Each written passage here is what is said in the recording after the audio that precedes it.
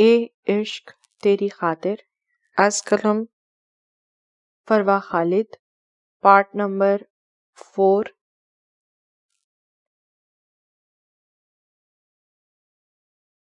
مہروش بیٹا، جو راز آج میں آپ کو بتانے جا رہا ہوں اس سے بہت کم لوگ واقف ہیں۔ آپ کو بھی صرف اس لیے بتانے جا رہا ہوں کیونکہ آپ اس راز کا ایک بہت اہم حصہ ہیں۔ جنرل یوسف کو بات شروع کرتا دیکھ کر مہروش پوری طرح سے ان کی طرف متوجہ ہوئی۔ آج سے 30 سال پہلے میں نے اور میرے جگری دوست سکندر نے آرمی کے تھرو ISI جوائن کی۔ ہمارے حوصلے بہت بلند تھے۔ پاکستان پر میلی نظر ڈالنے والے کو دوبارہ کچھ دیکھنے کے قابل نہیں چھوڑتے تھے۔ مجھ سے بھی کئی گنا زیادہ سکندر پاگل تھا وطن کے پیار میں، بلکہ اپنے بیٹے ارتضیٰ سکندر کی طرح اس کو ہمیشہ مشکل سے مشکل مشن دیا جاتا تھا، کیونکہ اوپر بیٹھے لوگ جانتے تھے کہ سکندر انہیں کبھی مایوس نہیں کرے گا۔ سکندر نے اپنی فیملی میں کسی کو بھی اپنے ایجنٹ ہونے کا نہیں بتایا تھا۔ سب ارتضیٰ کی طرح اسے بھی ایک آرمی آفیسر ہی سمجھتے تھے۔ سکندر کی اپنی فیملی میں جان بستی تھی، خاص کر زینب اور ارتضیٰ ان کو بے حد عزیز تھے۔ زینب ان کو سگی بیٹیوں سے بڑھ کر تھی۔ سکندر کی زندگی ہر طرح سے خوشحال اور پرسکون تھی، جب اچانک پاکستان کے حالات خراب ہونے لگے۔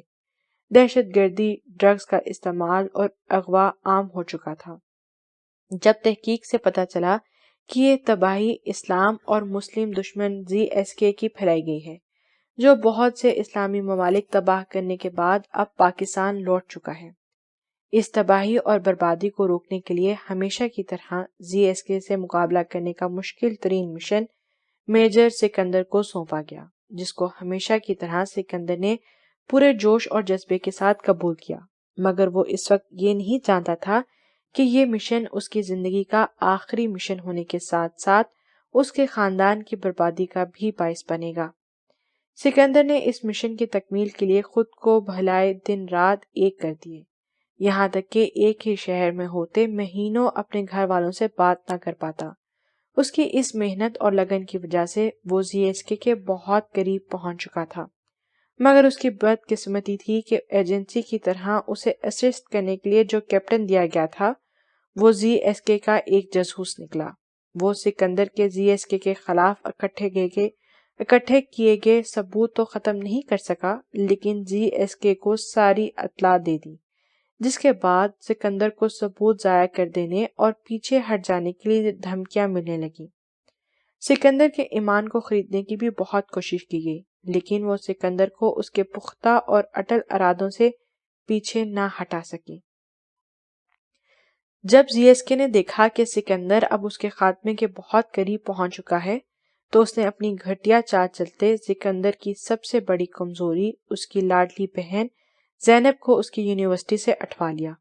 یہ خبر سکندر کے لیے کسی قیامت سے کم نہیں تھی، مگر ZSK کی اتنی گھنونی حرکت کے باوجود بھی سکندر کے قدم نہ ڈگمگائے۔ ZSK کا ارادہ صرف سکندر کو دھمکانا تھا، لیکن زینب کا بے پناہ حسن اس کی نیت خراب کر گیا۔ سکندر نے اپنی سر توڑ کوششوں سے زینب کو ZSK کے قید سے جلد رہا کروا لیا، مگر اپنی بہن کو داغدار ہونے سے نہ بچا پایا۔ ZSK کے اپنے پکڑے جانے کے خوف سے وہ ملک سے فرار ہو گیا تھا۔ زینب کی اجڑی حالت دیکھ کر اور اپنی اکلوتی لاڈلی بہن کی حفاظت نہ کرنے کے احساس نے سکندر کو اندر سے توڑ کر رکھ دیا، لیکن اس کے باوجود وہ اپنی بہن کو ٹوٹنے بکھرنے نہیں دینا چاہتا تھا۔ گھر والے چاہتے تھے کہ زینب کی کوکھ میں پلنے والا ناجائز بچہ ختم کر دیا جائے، مگر سکندر اتنے بڑے گناہ کے حق میں نہیں تھا۔ پھر جب زینب کے ہاں بیٹی پیدا ہوئی تو زینب اس ننھے سے معصوم وجود کو دیکھتے سکندر کے گلے لگ کر بہت روئی۔ جو بھی ہوا تھا، لیکن زینب نے اسے اپنی کوکھ سے جنم دیا تھا۔ اسے دیکھ کر ممتا کا احساس جاگا تھا۔ وہ بالکل اس کا عکس تھی، بلکہ زینب سے کہیں زیادہ حسین تھی۔ اس کے ساتھ ہوئے ظلم میں اس معصوم کا تو کوئی قصور نہیں تھا، تو اسے وہ کیوں سزا دیتی؟ سکندر نے بہت محبت سے زینب کی بیٹی کو گود میں لیتے اس کا نام مہروش رکھا تھا۔ جنرل یوسف کی باتیں سنتے اپنے نام پر مہروش نے جھٹکے سے سر اٹھایا اور بھیگی آنکھوں میں حیرت لیے ان کی طرف دیکھا۔ مہروش کی سوچ پڑنے کے باوجود انہوں نے اپنی بات جاری رکھی تھی۔ اس سب واقعے نے زینب کو چپ سی لگا دی تھی۔ وہ اپنی بیٹی کو گود میں اٹھائے یا تو روتی رہتی یا خاموشی سے اسے تکتے یہی سوچتی رہتی کہ اس کا مستقبل کیا ہوگا۔ معاشرہ اسے کبھی قبول نہیں کرے گا۔ یہ بات انہیں مزید بے چین کر رہی تھی۔ زینب سب گھر والوں کے بے حد اصرار کے باوجود شادی کے لیے حامی نہ بھر سکی۔ وہ کوشش کے باوجود خود کو اس رشتے کے لیے تیار نہ کر پا رہی تھی۔ اپنی بہن کا دکھ سکندر کو اندر ہی اندر کھائے جا رہا تھا۔ زینب کی پریشانی اور فکر کو دیکھتے سکندر نے مناسب وقت دیکھتے اپنے 10 سال کے بیٹے ارتضیٰ سے زینب کی 6 سالہ بیٹی کا نکاح کر دیا تھا، جس میں سب گھر والوں کی رضامندی شامل تھی۔ ان کی یہ چھوٹی سی گڑیا گھر بھر کی بہت لاڈلی تھی، ہر ایک کی جان بستی تھی۔ وہاں سب نے اسے دل سے قبول کیا تھا، خاص کر ارتضیٰ کی تو بہت لاڈلی تھی۔ وہ ارتضیٰ کم عمری کے باوجود بہت سمجھدار تھا، جسے دیکھتے سکندر نے ارتضیٰ کو ہر بات بتا دی تھی تاکہ آگے چل کر ان کے بچوں کی زندگی میں کوئی پرابلم نہ ہو۔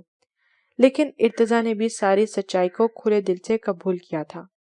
ابھی ان کی زندگی پہلے کی طرح نارمل ہو رہی تھی جب GSK دوبارہ پہلے سے بھی زیادہ طاقتور ہو کر وطن واپس آ گیا تھا۔ GSK نے پہلے سے 2 شادیاں کر رکھی تھی، مگر اس کے باوجود اس کی نظر زینب پر تھی، لیکن زینب تک پہنچنا اب اس کے لیے ناممکن تھا۔ جب اسے اپنے آدمیوں سے پتا چلا کہ زینب کے پاس اس کی ناجائز بیٹی ہے تو اس کا گھٹیا دماغ اپنی پلاننگ شروع کر چکا تھا۔ GSK کے اچھے سے جانتا تھا کہ سکندر اس تک پہنچنے کی پوری کوشش کر رہا ہے۔ اس نے سکندر کے پاس زینب سے نکاح کرنے کا پیغام بھجوایا اور ساتھ یہ دھمکی بھی دی کہ اگر وہ لوگ نہ مانے تو وہ زینب کی بیٹی کو مار دے گا۔ سکندر نے اس پیغام پر غصے اور طیش میں آتے اس کے کچھ بڑے بڑے اڈوں پر حملہ کروا دیا، جس کے نتیجے میں GSK کو اپنے اتنے لوگوں کے مرنے کے ساتھ ساتھ اربوں کا نقصان بھی اٹھانا پڑا۔ اپنے اتنے نقصان پر GSK پاگل ہو گیا، مگر چیخنے چلانے کے علاوہ کچھ نہیں کر پایا۔ جب انہی دنوں GSK کے کسی دشمن نے اس سے بدلہ لینے کے لیے اس کی اور آسیہ بیگم کی بیٹی کو اغوا کروا لیا۔ GSK اسے سکندر کی سازش سمجھا اور انتقامی کارروائی کراتے اپنی ہی بیٹی مہروش کو اسکول سے واپسی پر ڈرائیور کے ساتھ آتے اس کی گاڑی کو بلاسٹ سے اڑا دیا۔ مہروش کی ڈیتھ کی خبر سن کر زینب کی حالت اور پورے خاندان کو غم سے نڈال دیکھ کر سکندر ہر حال میں GSK کو ختم کرنے کے عزم سے گھر نکلا، لیکن قدرت کو کچھ اور ہی منظور تھا۔ سینئرز نے سکندر کو سختی سے ایسا کوئی بھی انتہائی قدم اٹھانے سے منع کیا تھا۔ ان کا مقصد تمام ثبوتوں کے ساتھ GSK کو گرفتار کرنا تھا۔ سکندر جیسا مضبوط شخص جو ہمیشہ کامیاب ہوتا آیا تھا، اتنی بڑی ناکامی برداشت نہ کر سکا اور خود سے جنگ لڑتے اپنی گاڑی ٹرک سے مار بیٹھا۔ سکندر کے کہنے پر میں اپنے طور پر خفیہ تحقیق کر رہا تھا، جس سے یہ بات سامنے آئی تھی کہ کار بلاسٹ سے پہلے ہی مہروش کو کار سے نکال کر کوئی اور لڑکی کو بٹھا دیا گیا تھا، اور DNA نے یہ بات ثابت کر دی تھی۔ GSK کے دشمنوں نے اس کی بیٹی کو مار دیا تھا، جس کے بعد سکندر سے بدلہ لینے کے لیے اسے مہروش کو اپنی بیٹی کی حیثیت سے اپنے پاس رکھ لیا تھا۔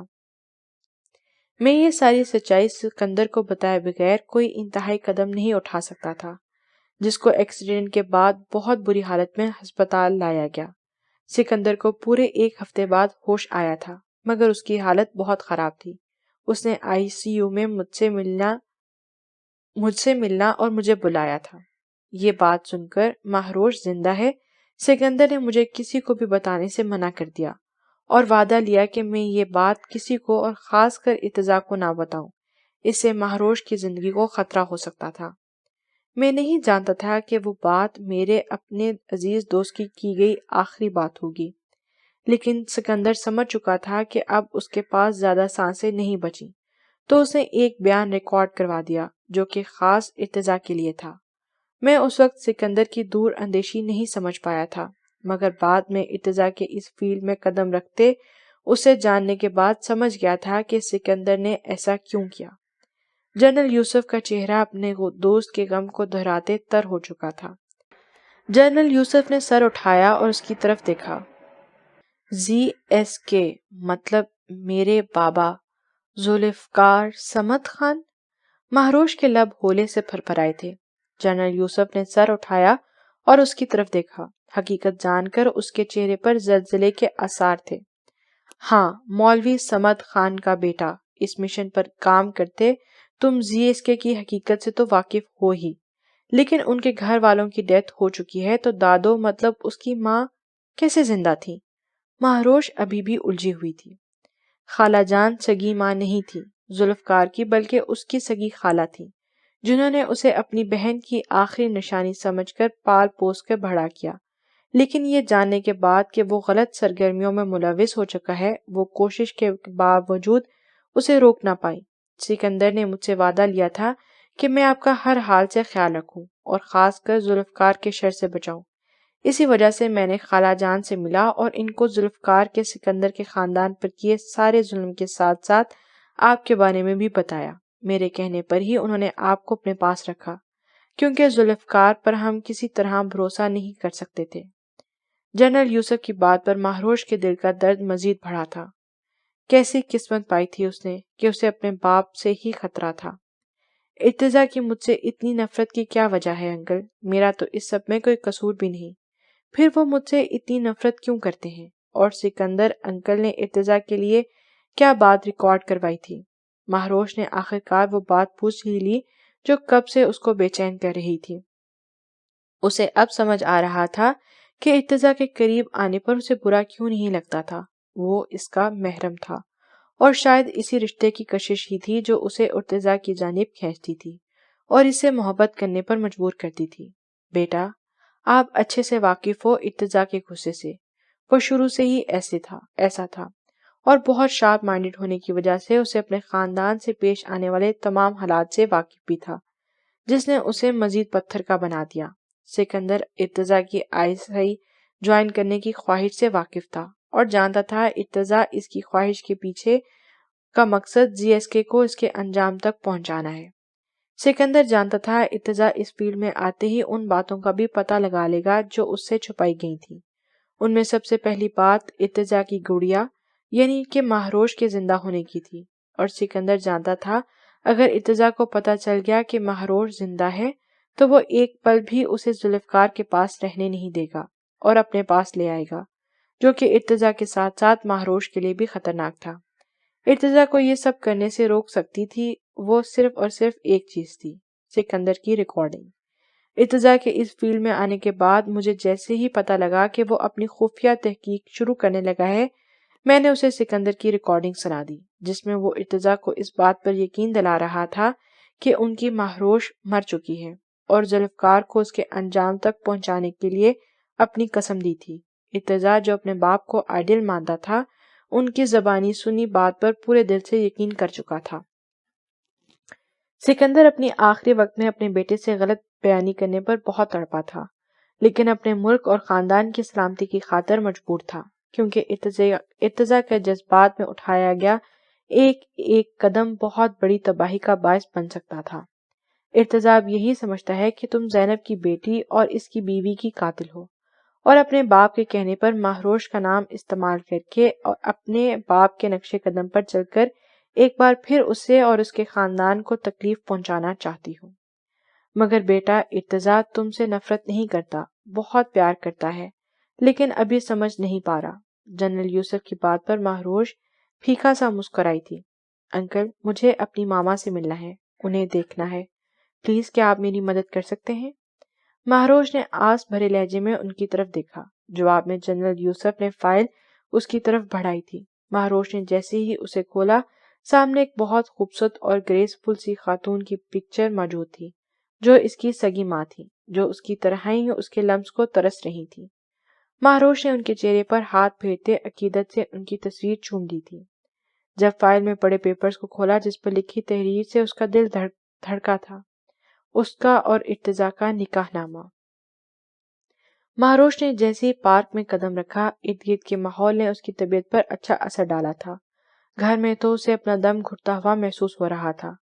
2 دن گزر چکے تھے مہروش کو اپنی زندگی کی بھیانک سچائی جانے۔ نور پیلس پر اپنے باپ کے ڈھائے گئے ظلم کا سوچ کر اس کا دل خون کے آنسو رو رہا تھا۔ اسے ہمیشہ یہی لگتا تھا کہ اس کے ساتھ غلط ہو رہا ہے، لیکن جو اس کی ماں کے ساتھ ہوا تھا اس کے مقابلے میں تو یہ کچھ بھی نہیں تھا۔ اس کا باپ اتنا ظالم کیسے ہو سکتا تھا؟ ZSK جو نہ جانے کتنے لوگوں کو مار چکا تھا، کتنی ہی لڑکیوں کی عزت لوٹ چکا تھا اور مزید کتنی ہی تباہی پھیلانے کی پلاننگ کیے بیٹھا تھا، وہ سب اس کا سگا باپ تھا۔ اپنے باپ کے نام پر جہاں بیٹیاں فخر محسوس کرتی تھیں، وہیں اپنے باپ کے بارے میں سوچتے اس کا ڈوب پڑنے کو دل چاہ رہا تھا۔ ارتضیٰ کے درد کا سوچتے مہروش کو اپنے دل درد سے پھٹتا محسوس ہو رہا تھا۔ اس جان لیوا سچائی میں ایک خوبصورت سچ جو اس کے سامنے آیا تھا، وہ مہروش کے دل کو اندر تک سکون بخش گیا تھا۔ یہ احساس ایک اتنا خوش کن تھا کہ وہ ارتضیٰ سکندر پر پورا حق رکھتی تھی۔ اس اکڑو مگر پیار سے انسان کو سوچنے اور چاہنے کا اختیار صرف اور صرف اسی کے پاس تھا۔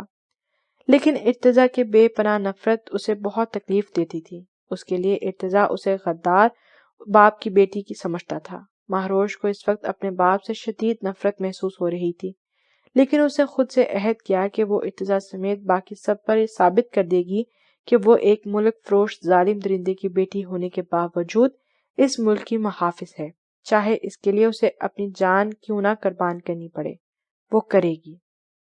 میجر ارتضیٰ کے مطابق ZSK کی ایک بیٹی اور 2 بیٹے اس کے ساتھ شامل ہو چکے ہیں۔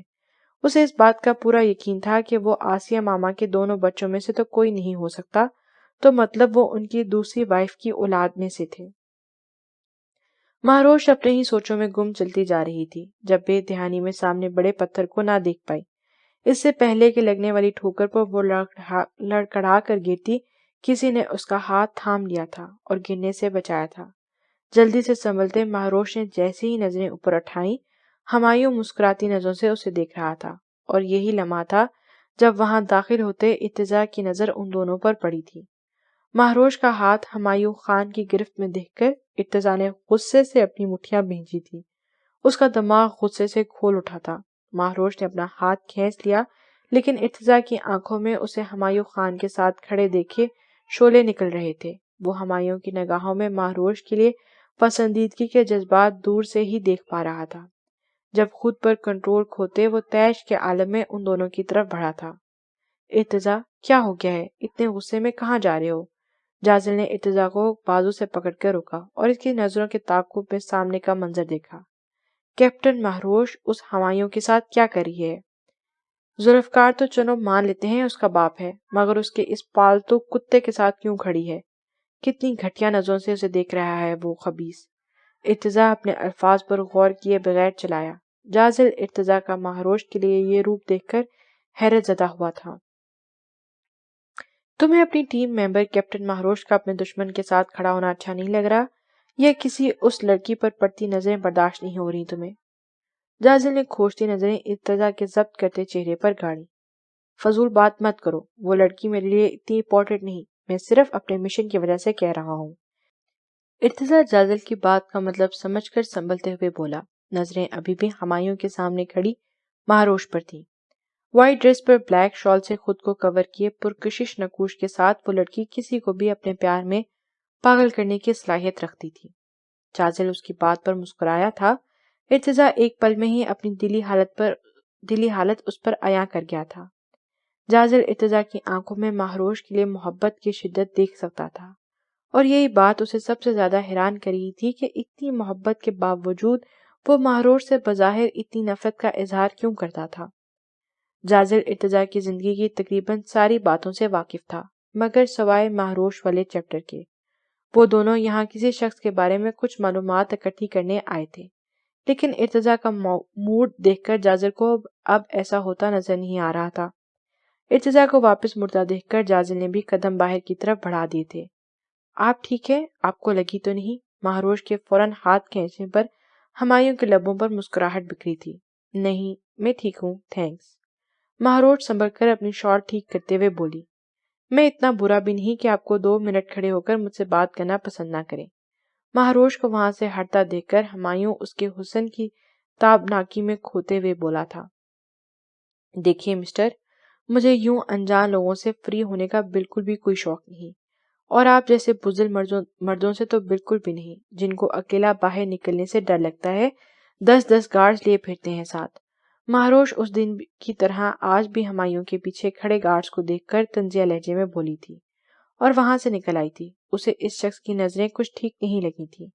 ہمایوں نے گہری نظروں سے اس موم کی گڑیا کی طرف دیکھا تھا جو دوسری بار ٹکا سا جواب دے کر اس کے منہ پر مار کر جا چکی تھی، اور سب سے زیادہ حیرت کی بات یہ تھی کہ اسے اس لڑکی کی باتیں ذرا بھی بری نہیں لگتی تھیں۔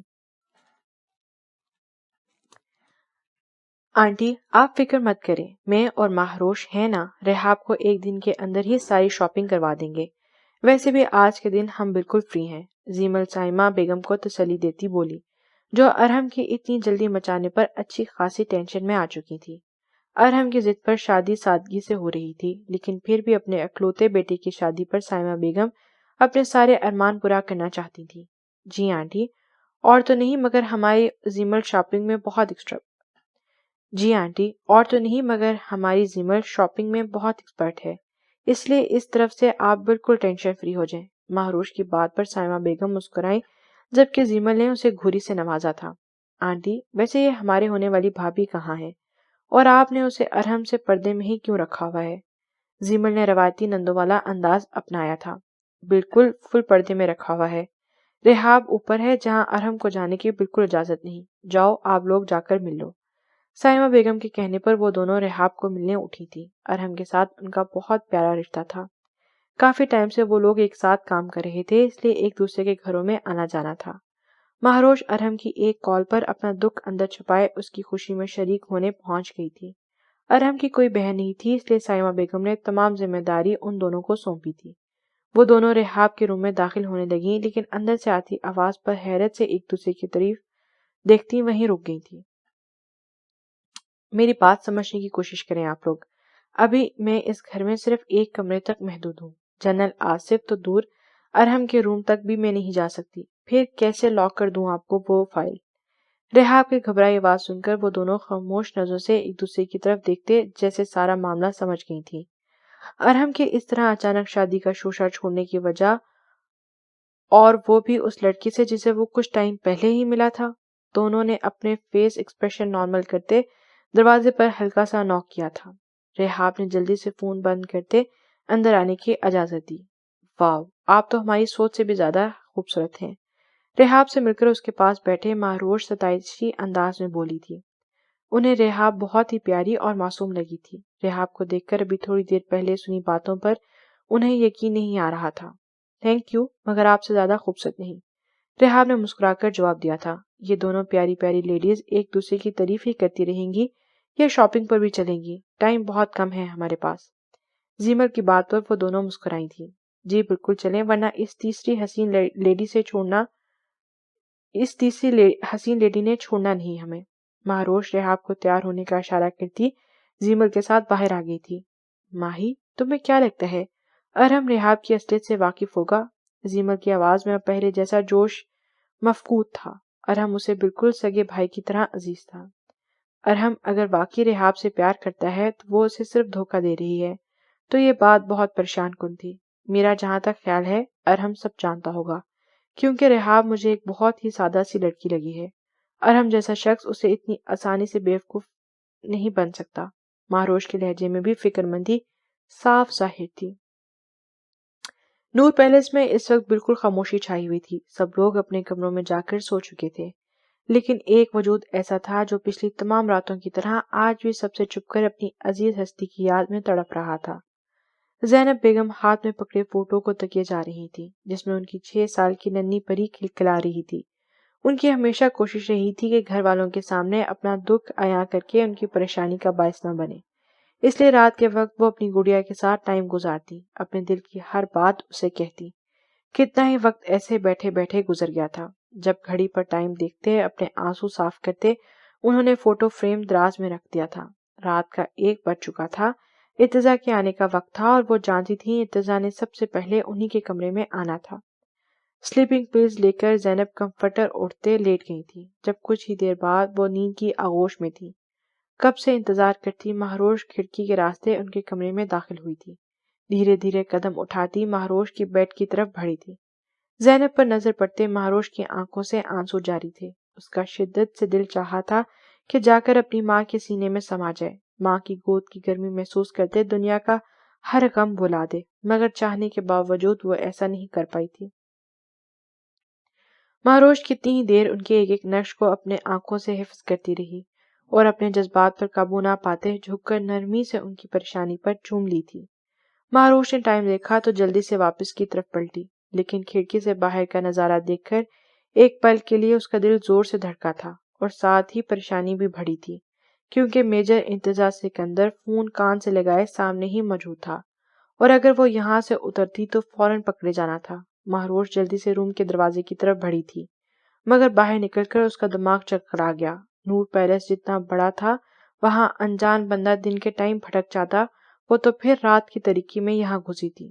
جنرل یوسف کی مدد سے وہ نور پیلس میں داخل تو آرام سے ہو گئی تھی، لیکن اب نکلنا عذاب ہو رہا تھا۔ مہروش کو 10 منٹ تو سیڑھیاں ڈھونڈنے میں لگ گئے، مگر وہ ابھی تک ناکام رہی تھی۔ کیا مصیبت ہے، کہاں پھنس گئی میں؟ مہروش اچھا خاصا جھنجھلا چکی تھی جب اچانک اسے ایک سائڈ سے قدموں کی آہٹ سنائی دی۔ اوہ نو! خاموشی میں مضبوط بھاری قدموں کی دھمک قریب سے قریب ہوتی جا رہی تھی۔ مہروش ارتجا کے خوف سے بنا سوچے سمجھے 2 قدموں کے فاصلے پر موجود روم کا دروازہ کھول کر اندر گھس گئی۔ روم میں بالکل اندھیرا تھا، کھڑکی کے راستے سے باہر آتی ہلکی سی روشنی میں مہروش سنبھل کر چلتے سامنے گرے دبیس پردوں کی طرف بڑھی، جن کے پیچھے اسے ٹیرس کا گمان ہو رہا تھا۔ ابھی مہروش پردوں تک پہنچی تھی جب اسے دروازہ کھلنے کی آواز آئی۔ وہ جلدی سے پردوں کے پیچھے چھپ کر بالکل ساکت ہو گئی، مگر اندر داخل ہونے والے کو دیکھ کر مہروش کا اوپر کا سانس اوپر اور نیچے کا نیچے رہ گیا تھا۔ اف میرے خدا، مہروش تمہیں خڑوس کا ہی روم ملا تھا چھپنے کے لیے؟ اگر سر کی نظر پڑ گئی تو مجھ پر تو انہوں نے کبھی کچھ پوچھے بغیر ہی مجھے گولی مار دینی ہے۔ مہروش نے ارتضیٰ کو اندر داخل ہو کر دروازہ لاک کرتے دیکھ کر دل میں سوچا۔ ارتضیٰ لائٹ آن کر کے بیڈ کی طرف بڑھا۔ وہ اس وقت بلیک ٹراؤزر شرٹ میں دراز قد کے ساتھ الجھا بکھرا مہروش کے دل کی دنیا ہلا گیا تھا۔ انابی ہونٹ ہمیشہ کی طرح بھیجے ہوئے تھے، مغرور کھڑی ناک اس کی شخصیت کے رعب میں اضافہ کر رہی تھی۔ مہروش اپنی سچویشن بھلائے بغیر بے خودی سے اس کو دیکھنے لگی، لیکن اگلے ہی لمحے سرخ ہوتے پردے آگے کر دیا تھا، کیونکہ ارتضیٰ اپنی شرٹ کے بعد اب نیچے پہنی بلیک بنیان بھی اتار چکا تھا۔ اس کا کسرتی جسم بغیر شرٹ کے دیکھ کر مہروش پسینہ پسینہ ہوتی پیچھے ہو گئی تھی۔ یا اللہ جی، یہ مجھے کیا ہو رہا ہے؟ مہروش کا دل تو پہلے ہی اس ستمگر کا دیوانہ تھا، مگر یہ جاننے کے بعد کہ وہ اس کا محرم ہے، دل مزید اس کی طرف ہمک رہا تھا، جس کی دھڑکنوں کو کنٹرول کرتی مہروش ہلکان ہوئے جا رہی تھی، لیکن مقابل کو پرواہ بھی نہیں تھی کہ کوئی نازک وجود اس کی چاہت میں اور دیوانگی کی حدود کو چھو رہا ہے۔ ارتضیٰ کو واش روم کی طرف بڑھتا دیکھ کر مہروش نے سکھ کا سانس لیا، لیکن فون پر بجنے پر وہ واپس پلٹا تھا۔ جی کیپٹن ارحم، کام ہو گیا ہے۔ ارتضیٰ موبائل کان سے لگائے مہروش کی طرف آیا تھا۔ ارتضیٰ کا روم بہت ہی بڑا اور شاندار تھا، جس میں گرے کلر کی اینٹریز پر ڈیزائننگ کی گئی تھی۔ کمرہ نفاست سے سجایا گیا تھا، لیکن مہروش نے کمرے میں موجود ہر چیز میں گرے کلر کو دیکھ کر منہ بنایا تھا، کیونکہ یہ اس کا سب سے ناپسندیدہ کلر تھا۔ لیکن اگلے ہی لمحے یہ بات سوچ کر اسے خود پر ہی ہنسی آئی تھی کہ اس کمرے کے مالک کو تو اسے سخت نفرت تھی، اس کی پسند اور ناپسند تو بہت دور کی بات تھی۔ مہروش اپنی سوچوں سے باہر تب نکلی جب ارتضیٰ کی جان لیوا خوشبو مہروش کے بہت نزدیک پہنچ چکی تھی۔ اس ارحم کے بچے نے آج تک کوئی زدہ کام کیا ہے کیا؟ اس وقت کال کرنے کی کیا ضرورت تھی؟ مہروش اس وقت ارحم کو کوسنے کے سوا کچھ نہیں کر سکتی تھی۔ مہروش کے بہت قریب آ کر ارتضیٰ واپس پلٹا اور فون بند کر کے بیڈ پر پھینکتے جلدی سے واش روم میں چلا گیا تھا۔ واش روم کا دروازہ بند ہوتے ہی دیکھ کر مہروش نے سکھ کا سانس لیا تھا۔ اس نے ذرا بھی ٹائم ضائع کیے بغیر ٹیرس کا دروازہ کھولا اور ٹیرس کے راستے نیچے اتر گئی تھی۔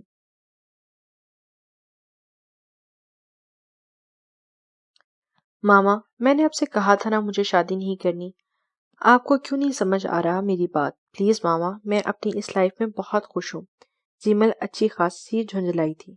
زیمل، بس بہت ہوگی تمہاری یہ فضول کی ضد، اب اور نہیں۔ تمہارے پاس صرف 15 دنوں کا ٹائم ہے، اگر کوئی لڑکا پسند ہے تو ملواؤ مجھے۔ ورنہ میری مرضی کے مطابق شادی کرنی ہوگی تمہیں۔ سلمہ بیگم آج زیمل کی کوئی بھی بات سننے کے موڈ میں نہیں تھی۔ مگر ماما ایسے کیسے، میری بات تو سنیں۔ ان کے اتنے سخت لہجے پر زیمل ہولے سے منائی تھی۔ مجھے اس ٹاپک پر مزید کوئی بات نہیں کرنی، سلمہ بیگم دو ٹوک انداز میں کہتی اپنے روم کی طرف بڑھ گئی تھی۔ اب جب مجھے کوئی پسند ہی نہیں تو کہاں سے ڈھونڈ کے لاؤں میں لڑکا؟ کیا کروں اب میں؟ زیمل سر ہاتھ میں گرائے پریشانی سے بڑبڑائی تھی۔ وہ نہ جانے کتنی ٹائم ان سوچوں میں گزار دیتی جب بجتے فون نے اس کی توجہ اپنی جانب مبذول کی تھی۔ Major Jazal speaking. Captain Zemal, میں آپ کے گھر کے باہر موجود ہوں، ابھی اور اسی وقت باہر آئے۔ جازل کے نئے آرڈر پر وہ جھٹکے سے سیدھی ہوئی۔ کیا ہوا؟ سب ٹھیک تو ہے نا؟ زیمل جلدی سے روم کی طرف بڑھی۔ آپ سے جتنا کہا گیا ہے اتنا ہی کریں، ہمارے پاس زیادہ وقت نہیں۔ زیمل کو کافی حیرانی ہو رہی تھی۔ آج تک ہر ارجنٹ مشن کے لیے ارتضیٰ ہی کال کرتا تھا، اور آج جازل، وہ بھی ایسے اچانک۔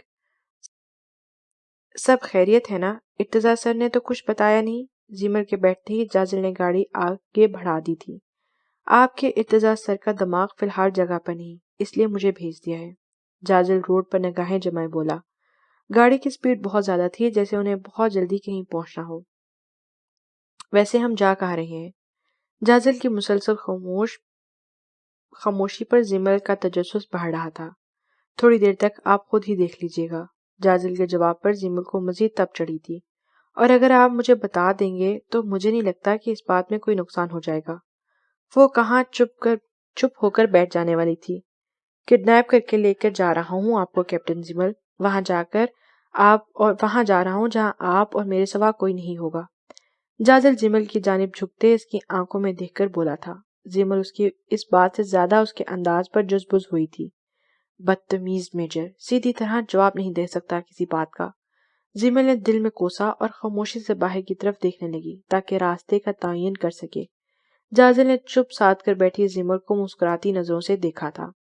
جس روڈ پر ہم یہاں سے ایک طرف راستہ گھنے جنگلوں کی طرف نکلتا ہے، اطلاع ملی ہے کہ وہاں GSK کا منشیات کا بہت بڑا اڈا موجود ہے، وہیں جا رہے ہیں ہم۔ جازل کے تفصیل بتانے پر بھی زیمل نے کوئی بات نہیں کی تھی۔ پہلے اگر یہی بات بتا دیتے تو کیا ہو جانا تھا؟ زیمل نے کھڑکی کے باہر اندھیرے پر نظر جمائے سوچا تھا۔ جازل نے جنگل کے ایک سرے پر جھاڑیوں میں جا کر گاڑی روک دی۔ گاڑی ایسی جگہ کھڑی کی گئی جہاں ارد گرد درختوں کا جھنڈ تھا۔ کسی کا بھی آرام سے گاڑی کو دیکھ کر آنا ناممکن تھا۔ وہ دونوں سنبھل کر قدم اٹھاتے آگے بڑھ رہے تھے۔ اطلاع کے مطابق اڈا جنگل کے بالکل وسط میں تھا۔ چلتے چلتے انہیں تقریباً 1 گھنٹہ ہونے والا تھا، مگر ابھی تک صحیح لوکیشن تک نہیں پہنچے تھے۔ کیپٹن زیمل، اگر آپ تھک گئی ہیں تو بتا دیں، تھوڑا ریسٹ کر لیتے ہیں۔ اندھیرے میں چاند کی ہلکی ہلکی روشنی میں جھاڑیوں کے بیچ میں سے چلنا کافی کٹھن تھا، لیکن اس جگہ پر ٹارچ کا استعمال نقصان دہ ثابت ہو سکتا تھا۔ زیمل کی ٹانگوں کو 1-2 ٹوٹی ہوئی ٹہنیاں لگ کر زخمی ہو چکی تھیں، اس سے جازل کو اس کی فکر ہوئی تھی۔ نہیں، میں بالکل ٹھیک ہوں۔ آپ کو کچھ آئیڈیا ہے مزید کتنا ٹائم لگ سکتا ہے؟ زیمل کو تھکن اور تکلیف کی ذرا پرواہ نہیں تھی۔ اس کی بات سنتے جب اچانک جازل کی نظر آگے موجود دلدل پر پڑی تھی۔ اس سے پہلے کہ زیمل وہاں پاؤں رکھتی، جازل نے ہاتھ بڑھا کر زیمل کو اپنی طرف کھینچا۔ زیمل نے سینے سے جازل کی شرٹ دبوچتے خود کو گرنے سے بچایا تھا۔ زیمل نے گھور کر جازل کی طرف دیکھا، لیکن اس کی نظروں کا تعاقب کرنے پر معاملہ سمجھتے تشکر بھری سانس خارج کی تھی۔ اگر اس دلدل میں پھنس جاتی تو آج کی رات یہیں گزر جانی تھی۔ زیمل سنبھلتے فوراً پیچھے ہٹی تھی۔ لوکیشن کے تو قریب پہنچ چکے ہیں، مگر ہمیں ٹائم کافی لگ سکتا ہے، کیونکہ یہ اڈا زمین کے اندر موجود ہے جس میں ہم انہی کے کسی آدمی کے تھرو داخل ہو سکتے ہیں۔ اس کے بغیر داخل ہونا ناممکن ہے۔ جازل زیمل کے آگے آ کے چل رہا تھا۔ ان کا آدمی ہمیں اندر داخل ہونے میں مدد کیوں کرے گا؟ زیمل کو جازل کی بات سمجھ نہیں آئی تھی، کیونکہ وہ ان کے بھیس میں ہمارا آدمی ہے۔ وہ دونوں اس وقت بلیک ڈریسز میں ملبوس راستے کا ایک حصہ لگ رہے تھے۔ تھوڑا آگے چل کر جازل نے رکتے ہوئے ارد گرد کا جائزہ لیا تاکہ جگہ کے سیف ہونے کا تعین کرتے۔ جازل نے سائڈ پر رکھے 2 بڑے پتھروں کو اٹھا کر کچھ فاصلے پر رکھا اور ایک پر بیٹھتے کھڑی زیمل کو دوسری طرف بیٹھنے کا اشارہ کیا تھا۔ یہاں بیٹھ کر انہیں اپنے آدمی کے سگنل کا انتظار تھا۔ جازل نے گہری نظروں سے بلیک قمیص شلوار میں ملبوس اور بلیک کلر کے دوپٹے سے خود کو کور کیے زیمل کی طرف دیکھا تھا۔ اس کا چاندنی چھلکاتا چہرہ چاند کی روشنی کو مات دے رہا تھا۔ جازل کو وہ ہر وقت چہکنے والی چڑیا اس وقت بہت خاموش اور اداس سی لگی تھی۔ زیمل، آپ کی طبیعت تو ٹھیک ہے نا؟ جی، میں بالکل ٹھیک ہوں۔ جازل کو زیمل کا اتنا فارمل انداز ہضم نہیں ہوا تھا۔ تو کیا آپ نے میری گاڑی میں کہیں بات کو مائنڈ کیا ہے؟ جازل اس کی اداسی کی وجہ اگلوانا چاہتا تھا۔ نہیں، ایسا کچھ نہیں۔ اب تو جازل کو یقین ہو چکا تھا کہ ضرور کوئی بات ہے، ورنہ زیمل اتنے سیدھے جواب نہیں دے سکتی۔ تو کیا آپ اپنی اداسی اور پریشانی کی وجہ شیئر کر سکتی ہیں مجھ سے؟ جازل کے ڈائریکٹ پوچھنے پر زیمل نے حیرت سے اس کی طرف دیکھا۔ ایسی کوئی بات نہیں، میں کیوں اداس اور پریشان ہوں گی؟ آپ کو غلط فہمی ہوئی ہے شاید، زیمل نے سنبھل کر جواب دیا تھا۔ اب وہ اسے کیا بتاتی اپنی پریشانی کا؟ اس کی ماما گن پوائنٹ پر اس کی شادی کروانا چاہتی تھی اور 15 دن کے اندر اسے لڑکا ڈھونڈ کر ان کے سامنے پیش کرنا ہے، ورنہ وہ اپنی پسند کسی بھی انجان بندے سے اس کی شادی کروا دیں گی۔ پرابلمز شیئر کرنے سے کم ہو سکتے ہیں۔ اگر کوئی پرابلم ہے تو آپ مجھ سے ڈسکس کر سکتی ہیں۔ کیا پتا کوئی حل نکل جائے یا میں آپ کی کوئی مدد کر سکوں۔ جازل کو یہ پیاری سی لڑکی یوں اداس بیٹھی بالکل اچھی نہیں لگ رہی تھی۔ وہ ہر ٹائم مسکراتی، لڑتی جھگڑتی ہی اچھی لگتی تھی۔ سوچ لیں آپ کر سکیں گے میری مدد؟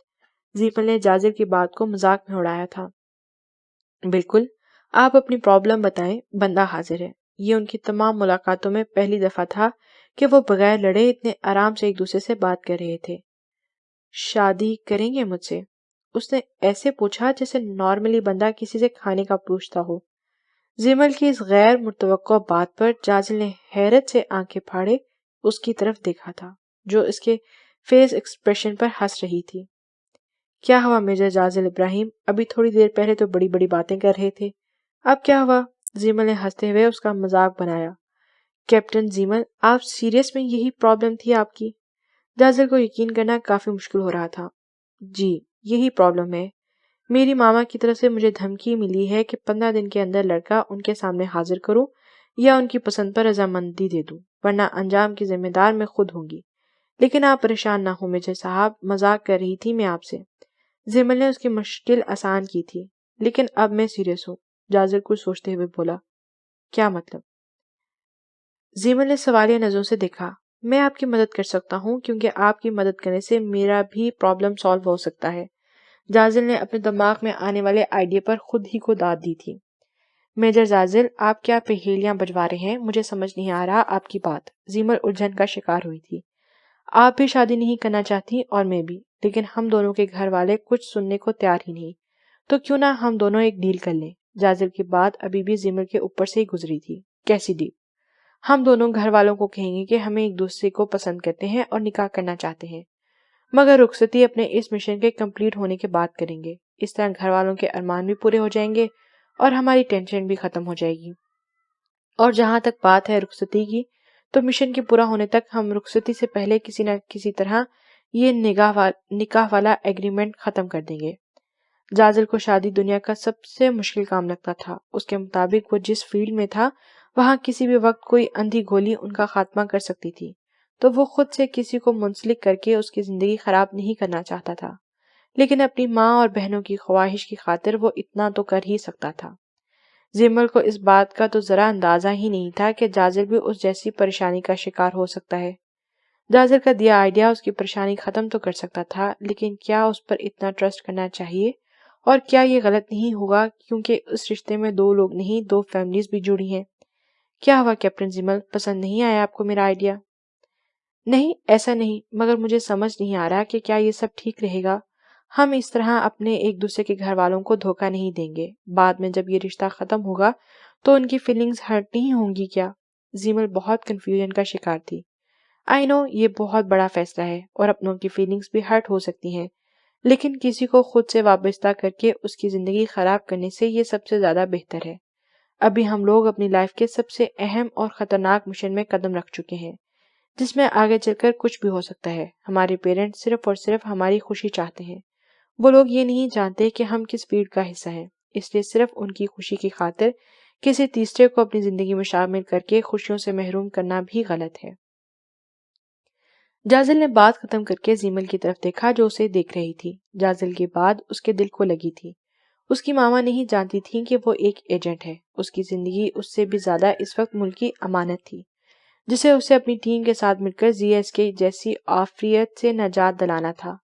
ماما صرف یہی تو چاہتی تھیں کہ اپنے ہوتے اسے مضبوط رشتے میں باندھ دے، ایسے شخص کے ساتھ جو ہر پل ان کی بیٹی کا خیال رکھے ہر مشکل میں، اور اس کا ساتھ دے، اور جازل کے آئیڈیا کے مطابق اس کی ساری پرابلم سالو بھی ہو سکتی تھی۔ صحیح کہا آپ نے میجر جازل، لیکن اگر بعد میں آپ نے وعدے سے مکر گئے تو اس مشن سے بچ نکلیں گے مگر میری گولی سے بچ نہیں پائیں گے آپ۔ زیمل کی دھمکی امیز لہجے پر جازل نے بہت مشکل سے اپنا کہکا روکا تھا۔ اس سے پہلے وہ کچھ بولتا اسے کسی کے قدموں کی آہٹ سنائی دی تھی۔ سو کے پتوں پر پیر رکھنے کی وجہ سے ہلکی سے چرچراہٹ پیدا ہوئی تھی۔ جازل اور زیمل فوراً اٹھ کر درخت کی اوٹ میں ہوئے۔ جازل کے سامنے آ جانے کی وجہ سے زیمل بالکل چھپ گئی تھی۔ ریحاب کو دھمکی پر دھمکی دی جا رہی تھی کہ کسی بھی طرح ارحم کے کمرے میں جا کر ایک بہت امپورٹنٹ فائل کا ڈیٹا ان تک پہنچائے۔ ریحاب کے کسی بھی انکار کو وہ لوگ خاطر میں نہیں لا رہے تھے، جس پر ناچار ریحاب کو یہ رسکی قدم اٹھانا پڑا تھا۔ ریحاب ارد گرد دیکھتے بہت احتیاط سے سیڑھیاں اتر رہی تھی۔ اس کا پورا وجود بری طرح کپکپا رہا تھا۔ لائٹس آف ہونے کی وجہ سے وہ زیادہ ڈر رہی تھی۔ اسے سائمہ بیگم سے پتا چلا تھا کہ ارحم آج رات گھر نہیں آئے گا، اس لیے وہ اس طرف سے کچھ مطمئن تھی۔ ارحم کے روم میں داخل ہونے سے پہلے ریحاب نے محتاط نظروں سے آس پاس کا جائزہ لیا۔ ہر طرف خاموشی اور اندھیرا پھیلا دیکھ کر وہ جلدی سے اندر داخل ہوئی تھی اور دروازہ اندر سے لاک کرتے وہیں کھڑے ہو کے دروازے سے سر ٹکاتے گہرے گہرے سانس لیتے خود کو نارمل کیا تھا۔ روم میں بالکل اندھیرا تھا۔ ریحاب نے آنکھیں بند کی ہوئی تھی اور اپنی گھبراہٹ پر قابو پانے کی کوشش کر رہی تھی جب اچانک ایک احساس پر اس کے دھڑکنیں تھمی تھی۔ اپنے چہرے پر کسی کی سانسوں کی تپش محسوس کرتے ریحاب نے پٹ سے آنکھیں کھولی۔ کسی کو اپنے اوپر اتنا قریب جھکا دیکھ کر اس سے پہلے کہ ڈر کے مارے ریحاب کی چیخ برآمد ہوتی، جب سامنے والے نے اس کے منہ پر ہاتھ رکھ دیا تھا اور اس کی مزاحمت کرتے دونوں بازو ایک ہاتھ کی گرفت میں لیتے اس کے سر کے اوپر لے جا کر دروازے کے ساتھ لگا دیے تھے۔ ریحاب کی آنکھیں خوف کے مارے باہر آ رہی تھی۔ وہ اندھیرے میں مقابل کو پہچان نہیں پا رہی تھی اور اس طرح انجان گھر میں رات کے اس پہر کسی مرد کے قبضے میں ہونے کا سوچ کر اس کی تو جان نکلی جا رہی تھی۔ اس وقت اس کے دل نے شدت سے دعا کی تھی کہ یہ شخص ارحم ہی ہو، کیونکہ پکڑے جانے سے بھی زیادہ اپنی عزت جانے کا خوف اسے زیادہ ستا رہا تھا۔ وہ جانتی تھی ارحم اس کے لیے نامحرم ہے، مگر اتنا ٹائم اس سے بات کرنے کے بعد ریحاب اس کے مضبوط کردار کی گواہی دے سکتی تھی۔ وہ گھبراہٹ اور ڈر کے مارے بے ہوش ہی ہونے والی تھی جب مقابل نے اس کے کان کے اوپر جھمکتے گمبھیر سرگوشی کی تھی۔ اس کی بات سنتے اور اس کے ہلتے لب اپنے کان کی لو پر محسوس کرتے ریحاب کی جان ہوا ہوئی تھی۔ سر، میں ایجنٹ 24 لوکیشن پر پہنچ چکا ہوں۔ راستہ بالکل کلیئر ہے، آپ لوگ اندر داخل ہو سکتے ہیں۔ جازل کے ایئر پیس سے آواز گونجی تھی۔ اوکے، تم نکلو یہاں سے اس سے پہلے کہ کسی کو شک ہو تم پر۔ جازل زیمل کو اپنے ساتھ آنے کا اشارہ کرتے کچھ فاصلے پر موجود ٹوٹی پھوٹی جھونپڑی کی طرف بڑھا جہاں ان کا آدمی موجود تھا جو بظاہر ZSK کے لیے کام کرتا تھا۔ ان دونوں کو قریب آتا دیکھ کر وہ وہاں سے ہٹ گیا تھا۔ جازل اور زیمل کھڑکی کے راستے جھونپڑی میں داخل ہوئے جس کے اندر موجود بڑے بڑے پتھروں کو سائڈ پر کرتے گھاس کی بنائی گئی مصنوعی تہہ کو بھی اٹھا کر سائڈ پر کیا تھا۔ وہاں کا حصہ باقی زمین سے تھوڑا مختلف لگ رہا تھا۔ جازل نے زور لگا کر اسے دبایا تو وہ پیچھے ہوتا چلا گیا، جس کے ہٹنے سے انہیں زمین کے اندر جانے کے لیے ایک چھوٹی سی سرنگ نظر آ رہی تھی۔ مزید دیر نہ کرتے جازل زیمل کو اپنے پیچھے آنے کا اشارہ کرتے سرنگ میں اتر گیا تھا۔ زیمل بھی جازل کے پیچھے اندر داخل ہوئی۔ وہ سرنگ اتنی تنگ اور تاریک تھی کہ زیمل کو اپنا سانس گھٹا ہوا محسوس ہو رہا تھا۔ زیمل، آپ ٹھیک ہیں؟ جازل نے گہری سانس لیتے زیمل سے پوچھا تھا۔ یس، میں ٹھیک ہوں۔ جازل کو زیمل کی گھٹی گھٹی آواز سنائی دی تھی، جس میں آگے بڑھنے کا جوش صاف ظاہر ہو رہا تھا۔ پتھروں اور مٹی کے سہارے کافی نیچے آ کر انہیں روشنی دکھائی دی۔ سنبھل کر قدم رکھتے وہ دونوں آگے بڑھے۔ سرنگ کے ختم ہوتے ہی زمین کے اندر ہی آگے تھوڑے فاصلے پر بہت مضبوط سے 2 ہال نما کمرے بنائے گئے تھے، جن کے باہر 4 سے 5 لوگ پہرے پر موجود تھے۔ اندھیرے کا فائدہ اٹھاتے دونوں ایک ساتھ اٹیک کرتے 2 پہرے داروں کی گردن اڑا چکے تھے۔ گلزار، کیا ہوا؟ آواز کیسی ہے وہاں؟ دور کھڑے ایک پہرے دار نے کچھ ہلچل محسوس کرتے آواز لگائی۔ جواب نہ ملنے پر جیسے ہی وہ اس طرف بڑھا، زیمل نے ایک ہی جست میں اس پر جھپٹتے اس کا بھی کام تمام کر دیا تھا۔ 2 لوگوں کو اپنی طرف بڑھتا دیکھ کر ہال کے بالکل سامنے موجود باقی 2 پہرے دار ہوشیار ہوئے تھے، لیکن ان کے کچھ بھی سمجھنے سے پہلے جازل سلنسر لگے پسٹل سے ان کی گردنیں اڑا چکا تھا۔ جب اچانک جازل نے کچھ محسوس ہونے پر پیچھے مڑ کر دیکھا اور جلدی سے زیمل کو اپنی طرف کھینچتے پیچھے سے کیے جانے والے خنجر کے وار سے بچایا۔ زیمل اچانک رونما ہونے والی افتاد پر جازل کے سینے سے جا ٹکرائی تھی۔ جازل کے فولادی جسم سے ٹکرانے پر زیمل کے سر سے ٹیسیں اٹھی تھی۔ زیمل پر اٹھا خنجر جازل کے کندھے میں گھپ چکا تھا۔ اس کے سینے سے سر اٹھاتے زیمل نے جازل کے چہرے پر موجود تکلیف کے آثار دیکھے تھے۔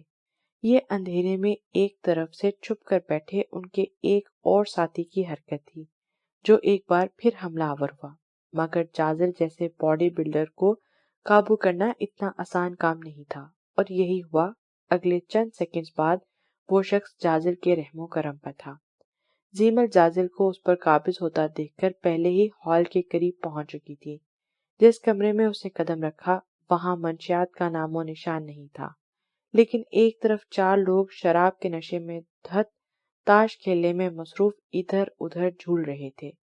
زیمل نے حقارت بھری نگاہ سے ان لوگوں کو دیکھا اور ان سب کو گولیوں سے بھونتے زمین کو ان کے ناپاک وجود سے چھٹکارا دلایا تھا۔ جازل جو باہر موجود ارد گرد کا جائزہ لے رہا تھا، زیمل کو وہاں سے نکلتا دیکھ کر دوسرے ہال کمرے میں داخل ہوا، لیکن اندر داخل ہوتے ہی سامنے کا منظر دیکھ کر وہ دھنگ رہ گئے تھے۔ اطلاع کے مطابق وہاں بھاری مقدار میں منشیات کا ذخیرہ موجود تھا، جس سے اس ملک کے روشن مستقبل کے ضامن نوجوان کو عادی بنا کر انہیں ختم کیا جا رہا تھا۔ جازل نے آگے بڑھتے وہاں بم اٹیچ کیا اور ٹائم سیٹ کرتے وہ دونوں بھاگتے ہی باہر نکل آئے اور واپس سرنگ میں داخل ہوئے تھے۔ جازل زیمل کا ہاتھ تھامے جلدی جلدی اوپر کی طرف چڑھ رہا تھا۔ کندھے میں لگے خنجر کی وجہ سے کافی زیادہ خون بہہ رہا تھا، لیکن جازل نے بہادری سے اپنے درد پر قابو پاتے اپنا کام جاری رکھا تھا۔ سرنگ سے نکل کر وہ جنگل میں اس جھونپڑی سے کافی دور آ گئے تھے جب انہیں ایک زوردار دھماکے کی ساتھ زمین میں پھٹتی ہوئی محسوس ہوئی تھی۔ اس جگہ سے نکلنے والے آگ کے شعلوں سے جنگل میں رات کی جگہ دن کا گمان ہونے لگ گیا تھا۔ وہ لوگ بنا رکے اپنی گاڑی تک پہنچے تھے جب گاڑی کی روشنی میں زیمل کی نظر جازل کے آگے کی طرف کندھے پر پڑی تھی۔ وہ پورا خون سے لال ہو چکا تھا، لیکن خنجر ابھی بھی اندر موجود ہونے کی وجہ سے خون کے بہاؤ میں کمی واقع ہو رہی تھی۔ میجر جازل، میں گاڑی ڈرائیو کرتی ہوں، آپ کو مزید درد ہوگا۔ زیمل نے جازل کو زبردستی ڈرائیونگ سیٹ سے ہٹایا تھا اور سپیڈ میں گاڑی وہاں سے نکالی۔ آدھے گھنٹے کی ڈرائیو کے بعد جب زیمل کو یقین ہو گیا کہ اب وہ لوگ اس علاقے سے نکل آئے ہیں، تو وہ روڈ کے ایک سائڈ پر گاڑی کو روکتے جازل کی طرف مڑی، جو ہونٹ پیٹتے ضبط کیے ہوئے تھا۔ زیمل نے گاڑی کی بیک سیٹ سے فرسٹ ایڈ باکس نکالا اور جلدی سے اسے کھولتے جازل پر جھکی۔ میں خنجر نکالنے لگی ہوں، زیادہ دیر اس کا اندر رہنا ٹھیک نہیں۔ آپ کو درد ہوگا پر پلیز چیخنا مت، ورنہ میں نے بھی چلانا شروع کر دینا ہے۔ جازل نے اپنے اوپر بہت قریب جھکی زیمل کو ضبط سے سرخ ہوتی آنکھوں سے دیکھا، جو اس کا درد محسوس کرتی رونی صورت بنائے ہوئے تھی۔ اس کی معصومانہ دھمکی پر درد کے باوجود جازل کا کہکا برآمد ہوا تھا۔ شکر ہے آپ ڈاکٹر نہیں کیپٹن ہیں، ورنہ پیشنٹ نے تو آپ کی دھمکی سے گھبرا کر اوپر پہنچ جانا تھا۔ جازل اپنے بے حد قریب موجود زیمل کے دلکش نقوش کا جائزہ لینے میں مصروف تھا۔ اور شکر ہے آپ وکیل نہیں، میجر ہیں، ورنہ آپ نے تو کسی اور کو بولنے کا موقع بھی نہیں دینا تھا۔ ہر بات کا جواب موجود ہوتا ہے آپ کے پاس۔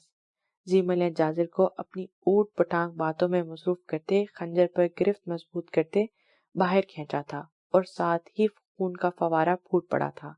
زیمل کی دھمکی کے مطابق جازل نے تو اپنی چیخ کو کنٹرول کر لیا تھا، لیکن زیمل اپنی چیخ پر قابو نہ پا سکی اور ساتھ ہی کئی آنسو بھی لڑک کر اس کے رخسار پر بکھرے تھے۔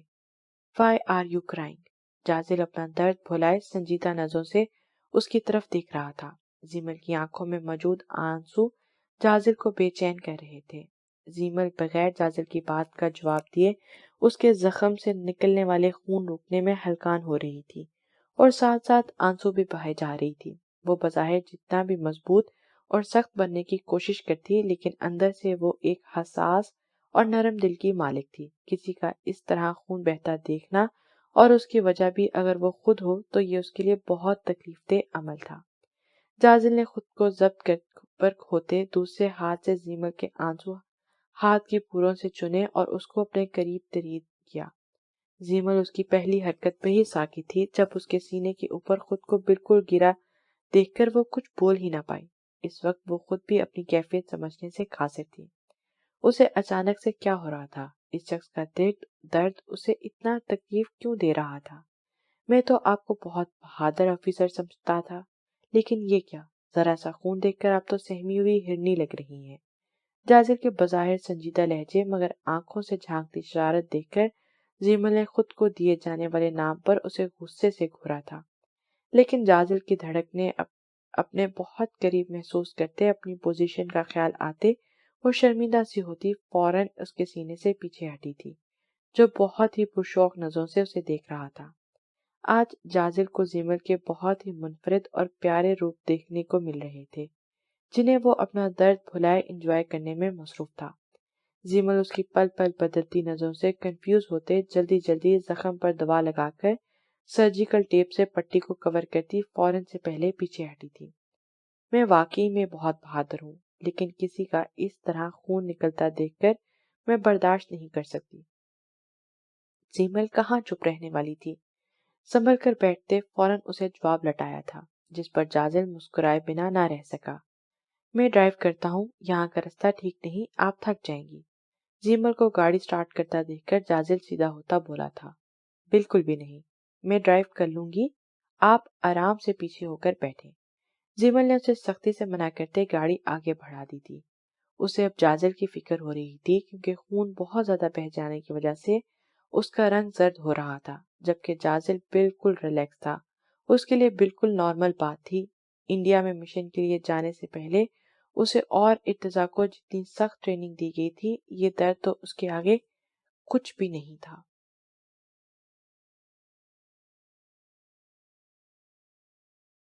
کیا چرانے آئی ہو میرے روم سے؟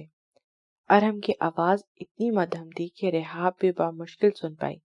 ریحاب کو ارہم کی آواز سن کر ایک سکون سا بھی ملا تھا۔ ارہم اندھیرے میں بھی ریحاب کا ڈر اور خوف اچھے سے محسوس کر سکتا تھا۔ کیا مطلب؟ ارہم کے ہاتھ ہٹاتے ریحاب منمنائی۔ اپنے پکڑے جانے کا خوف دوبارہ جاگا تھا۔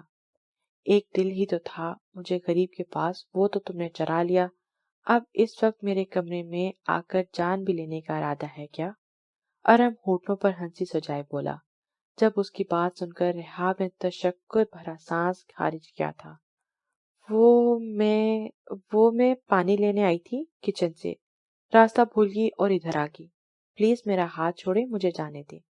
ریحاب کی بات سنتے ارہم نے اس کے بازو آزاد کرتے ہاتھ بڑھا کر لائٹ آن کر دی تھی اور ایک نظر اپنے سامنے کھڑی لڑکی پر ڈالی جو اس کی وجہ سے مصیبت میں پھنسی ہوئی تھی اور اپنی تمام بے وقوفیوں اور نادانیوں سمیت اس کے دل میں بہت گہری جگہ بنا چکی تھی۔ ریحاب ارہم کے انداز سے آج بہت زیادہ کنفیوز ہو رہی تھی۔ پلیز مجھے جانے دیں۔ ریحاب اس کی خاموش اور وارفرفتہ نگاہوں سے گھبرا کر پھر بولی، جو کہ اس کے ارد گرد بازو رکھے اسے قید کیے ہوئے تھا۔ اوکے چلی جاؤ سویٹ ہارٹ، ویسے بھی 4 دن بعد تو یہیں آنا ہے تمہیں، پھر تم مجھ سے بالکل نہیں بچ سکو گی، صرف 2 دن اور پھر تم اور صرف تم اور میری ہوگی۔ ریحاب ارہم کی آنکھوں میں جھانکا تھا اور پہلی بار اس کے دل نے خواہش کی تھی کہ ریحاب بھی اسے ویسے ہی چاہے جیسے وہ اسے چاہنے لگا ہے، لیکن اس وقت اسے ریحاب کی آنکھوں میں ایسا کوئی جذبہ نہیں دکھائی دیا تھا۔ اس کے پیچھے ہٹتے ہی ریحاب نے دروازہ کھولتی فوراً بھاگی تھی۔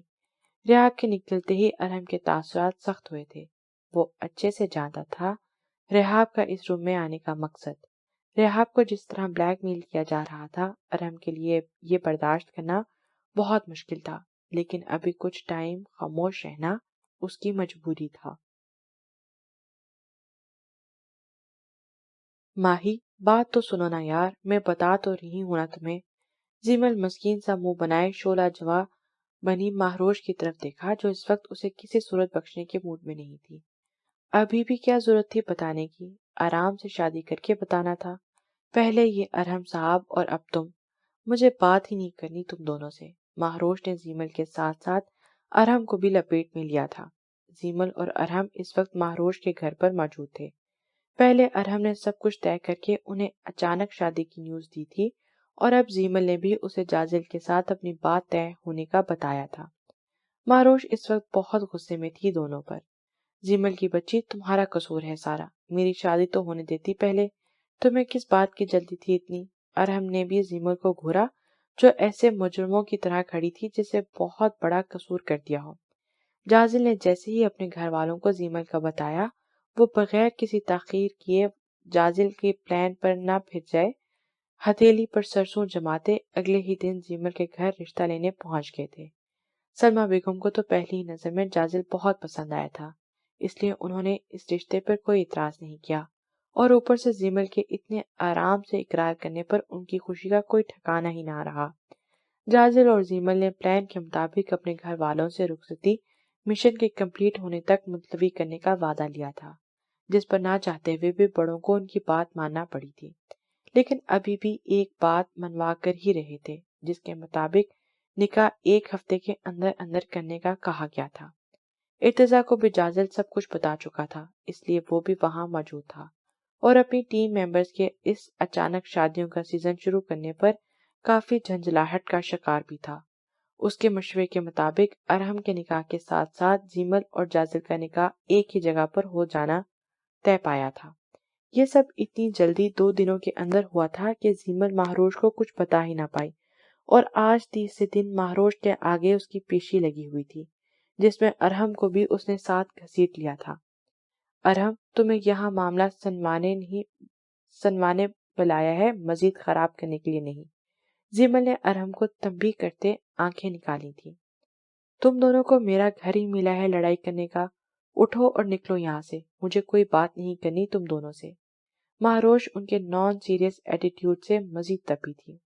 ماہی، سوری نا یار، معاف کر دو، تمہاری ہر سزا کو ماننے کو تیار ہوں، پر پلیز ناراض تو مت ہو، پرسوں میرا نکاح ہے، پلیز۔ زیمل کان پکڑے معصوم سی صورت بنائے رخ موڑے کھڑی مہروش کے سامنے آئی تھی۔ اور مہروش، میرا اتنی جلدی شادی کرنے کا ریزن تو پتا ہے نا تمہیں، یہ بھی مشن کا ایک حصہ ہے۔ ارحم نے بھی مہروش کے سامنے آتے کان پکڑے، کیونکہ غلطی تو واقعی ان دونوں نے کی تھی۔ ماہی، تم بھی بے شک ہمارے ساتھ ایسا ہی کرنا، بلکہ تم تو نکاح کرنے کے بعد ہمیں بتانا، ہم کچھ نہیں بولیں گے، پلیز نا، راضی ہو جاؤ۔ زیمل اس کے منانے کے چکر میں جو دماغ میں آ رہا تھا بولے جا رہی تھی، جبکہ اس کی بات سنتے مہروش ایک پل کے لیے سر پٹائی تھی۔ اس کا نکاح تو ہو بھی چکا تھا، اور اس نے زیمل اور ارحم کو ابھی تک اس کے بارے میں کچھ نہیں بتایا تھا، اس لیے اب وہ کچھ نرم پڑی تھی۔ بس کرو تم لوگ اپنے ڈرامے، معاف کیا میں نے تم دونوں کو، جاؤ جاؤ، کیا یاد کرو گے۔ مہروش کی بات سنتے ہی زیمل نے خوشی سے اس کے گال چومے تھے اور اسے کس کر کے جپھی ڈالی تھی۔ ویسی ایک بات مجھے ابھی بھی کھٹک رہی ہے، زیمل، کل تک تو تم میجر جازل کی شکل دیکھنے کو بھی تیار نہیں تھی، یہ اچانک ہوا کیا تمہیں؟ ایک رات کے اندر محبت کیسے ہو گئی تمہیں؟ مہروش اپنی دوست کی رگ رگ سے واقف تھی، اس لیے اس کی من گرٹ کہانی پر کسی صورت یقین نہیں کر پا رہی تھی۔ ماہی، محبت تو ایک بے اختیار عمل ہے، اس کے لیے تو ایک لمحہ چاہیے ہوتا ہے، کبھی بھی کسی بھی وقت ہو سکتی ہے، مجھے بھی ہو گئی۔ زیمل نے بہت مشکل سے لفظوں کا چناؤ کرتے مہروش کو یقین دلانا چاہا تھا۔ بس بس، زیادہ فلاسفر بننے کی ضرورت نہیں، महारोश को उसकी बात पर यकीन تو ابھی بھی نہیں آیا تھا، لیکن کچھ سوچتے خاموش ہو گئی تھی، کیونکہ زیمل جس بھی وجہ سے راضی ہوئی تھی، مگر جازل جیسے سلجھے ہوئے انسان کے ساتھ اپنی دوست کا نصیب جڑنے پر وہ دل سے بے حد خوش تھی۔ ماشاءاللہ ماشاءاللہ، تم دونوں کتنی خوبصورت لگ رہی ہو آج تو میجر جازل اور کیپٹن ارہم کے کام سے۔ مہاروش نے محبت سے اپنے سامنے دلہن کے روپ میں موجود زیمل اور رحاب کی طرف دیکھا، جو نکاح کی دلہنیں بنی غضب ڈھا رہی تھی۔ گولڈن لہنگے میں ریڈ ڈارک میک اپ نے رحاب کے دلکش نقوش کی تراش میں مزید اضافہ کر دیا تھا۔ پور پور سجی وہ آنے والے لمحات کا سوچ کر پاگل ہو رہی تھی۔ اتنا بھاری لباس اور زیورات اس نے پہلی بار پہنے تھے، اس لیے وہ بہت زیادہ انکمفرٹیبل فیل کر رہی تھی، اور مسلسل سوچوں اور ٹینشن کی وجہ سے اسے ہلکا ہلکا فیور بھی محسوس ہو رہا تھا۔ اپنے لائف کے اتنے اہم موقع پر اپنے پیارے بھائی کی کمی اسے شدت سے محسوس ہو رہی تھی۔ اس رشتے کی بنیاد چاہے کیسے بھی تھی، لیکن صبح سے نہ جانے کتنی بار وہ اپنے پیرنٹس اور انیس کو یاد کر کے رو چکی تھی، جو اس دنیا میں ہوتے ہوئے بھی اس کے ساتھ نہیں تھے۔ اداسی اور سوگواریت نے اس کے حسن کی رونائیوں کو مزید بڑھا دیا تھا۔ ارہم نے پہلی نظر میں ہی چاروں شانے چت ہو جانا تھا آج۔ ماہی، یار یہ کیا لاد دیا ہے تم لوگوں نے میرے اوپر، میرا دم گھٹ رہا ہے اس سب میں، پتہ نہیں یہ مولوی صاحب کہاں رہ گئے ہیں۔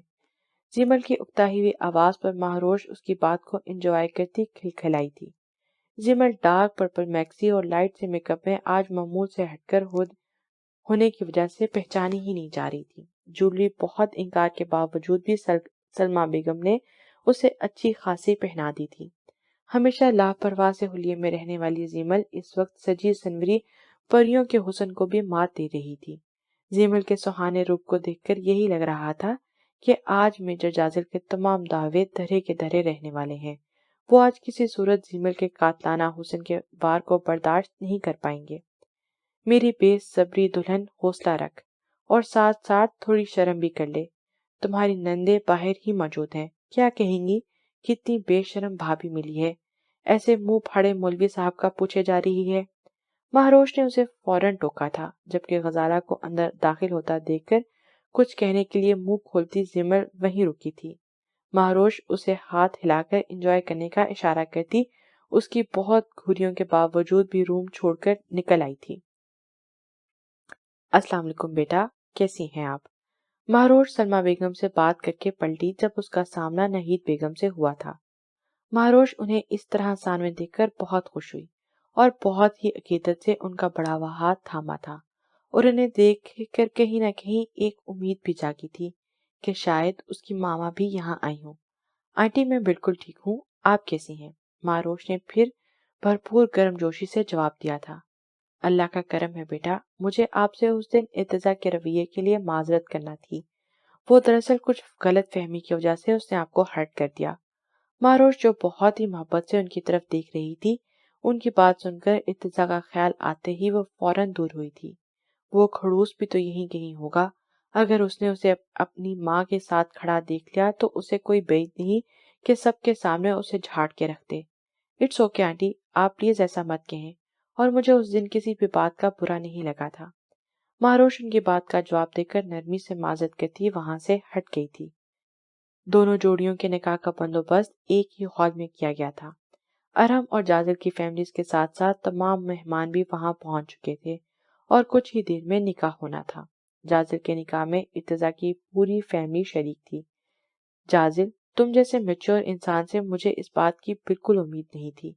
ارتضیٰ کو شک تو تھا، جو جازل پر اس رشتے کے بارے میں سنتے ہی ہو گیا تھا، یقیناً کوئی گڑبڑ ہے، اور اس وجہ سے اسے اب بہت جلد اس نے جازل سے سب سچائی اگلاب بھی لی تھی۔ یار، اور میں کیا کرتا، گھر میں سب ہاتھ دھو کر میری شادی کے پیچھے پڑ گئے۔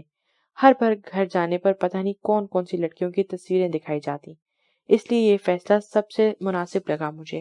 اور ویسے بھی ہر کوئی ارتضیٰ سکندر تو ہوتا نہیں جو اپنے سامنے کسی کو اپنی شادی کے بارے میں نام بھی نہ لینے دے۔ جازل کی بات پر ارتضیٰ نے اسے سخت گھوری سے نوازا تھا۔ کرو یہ اوٹ پٹانگ حرکتیں، لیکن بعد میں جب کچھ گڑبڑ ہوئی تو مجھ سے کسی قسم کی امید نہ رکھنا۔ ارتضیٰ اس کی اس طرح شادی کرنے کے حق میں بالکل نہیں تھا۔ آج تو بخش دو یار، نکاح ہے آج میرا۔ جازل نے آخر کار اس کے آگے ہاتھ جوڑ دیے تھے، جس پر ارتضیٰ نفی میں سر ہلاتا مسکرایا تھا۔ وہ دونوں اس وقت اسٹیج کے کچھ فاصلے پر کھڑے تھے، فل بلیک 3 پیس سوٹ میں ایک ساتھ کھڑے مسکراتے وہ وہاں موجود تمام دوشیزاؤں کو اپنا اسیر کر رہے تھے۔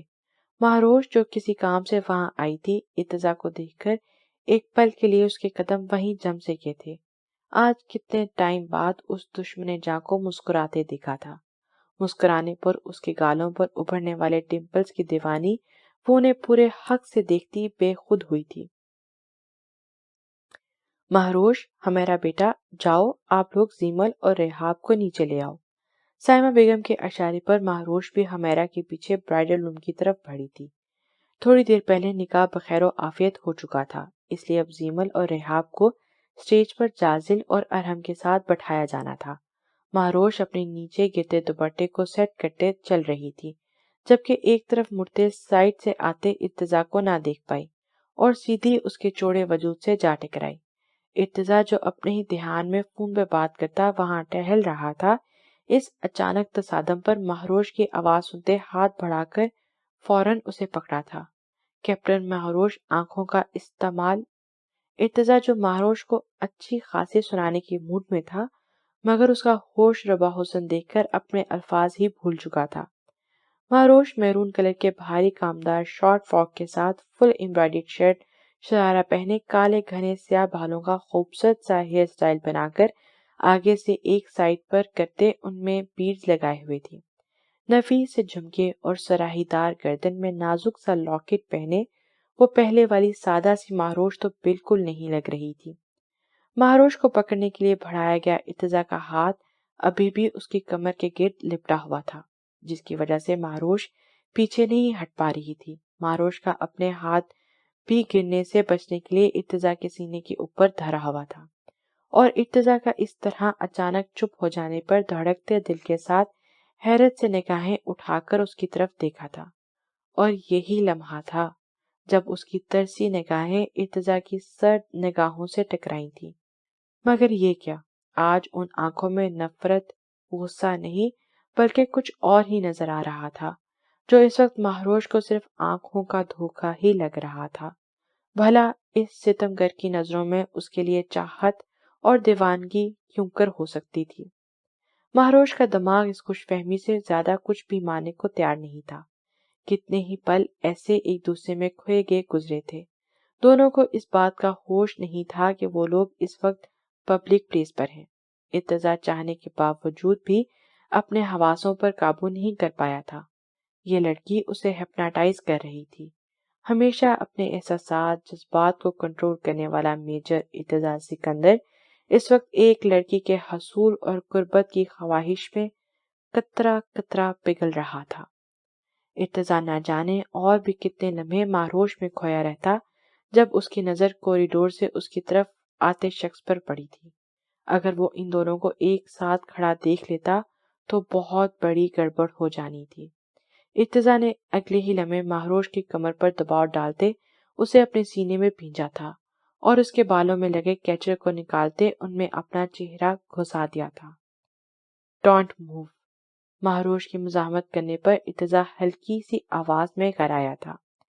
مہروش جس کی جان پہلے ہی مشکل میں تھی، ارتضیٰ کی اس بے انتہا قربت اور دہکتے لمس پر حواس بھی ساتھ چھوڑ دیے تھے۔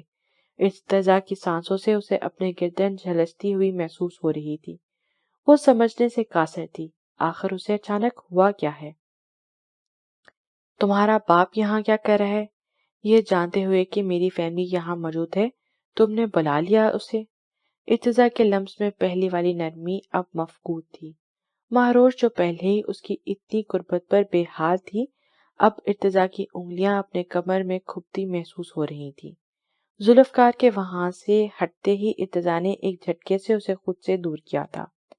مہروش اس کے پھنکارتے لہجے پر حیرت سے اسے دیکھ رہی تھی۔ اتنی بد قسمت کیوں تھی وہ؟ اس شخص کی صرف نفرت ہی ہمیشہ اس کے نصیب میں کیوں آتی تھی؟ ارتضیٰ ذوالفقار کے یہاں آنے کی وجہ سے مہروش کو ہی سمجھ رہا تھا۔ آج کچھ پل کے لیے اس نے خود پر چڑھایا نفرت کا خول اتار کر مہروش کی طرف بڑھنا چاہا، مگر ذوالفقار کو یہاں دیکھ کر وہ پھر واپس اپنے خول میں آ گیا تھا۔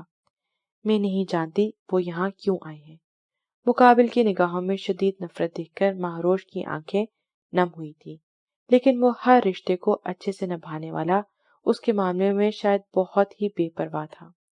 ارتضیٰ مہروش کی آنکھوں میں موجود اپنے لیے تڑپ واضح دیکھ سکتا تھا، لیکن اس وقت سنگ دلی کی انتہاؤں کو چھوتا وہ بے رخی سے اس کے پاس سے ہٹ گیا تھا، اس بات سے انجان کہ وہ بہت جلد اپنی اس سنگ دلی پر کتنا تڑپنے والا تھا، مگر تب پچھتاوے کے سوا اس کے پاس کچھ بھی نہیں بچنا تھا۔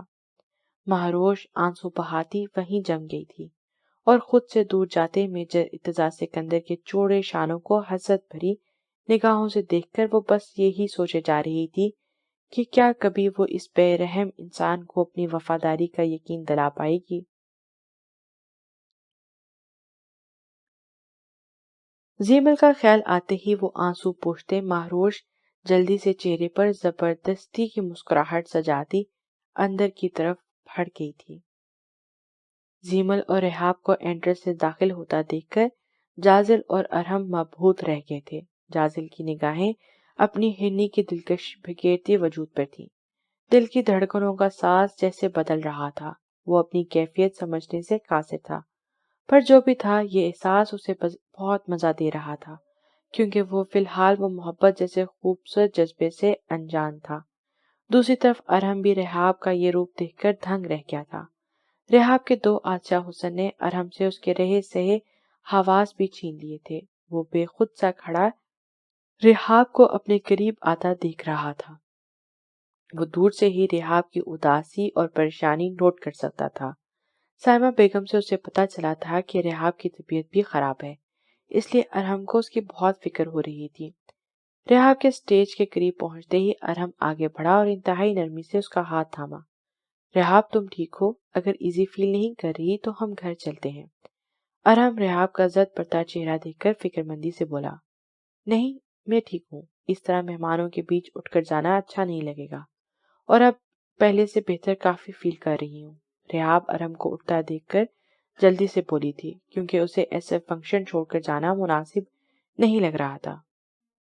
بیوٹیفل کیپٹن زیمل، اتنے ہتھیاروں سے لیس مجھے مارنے کا ارادہ تو نہیں آپ کا؟ جازل زیمل کو ہاتھ پکڑ کر اپنے پہلو میں پٹھاتا بولا تھا۔ آپ کا تو پتہ نہیں میجر صاحب، مگر سب خواتین نے مل کر جو اتنا وزن مجھ پر لاد دیا ہے، یہ فنکشن ختم ہونے سے پہلے میں نے ضرور اوپر پہنچ جانا ہے۔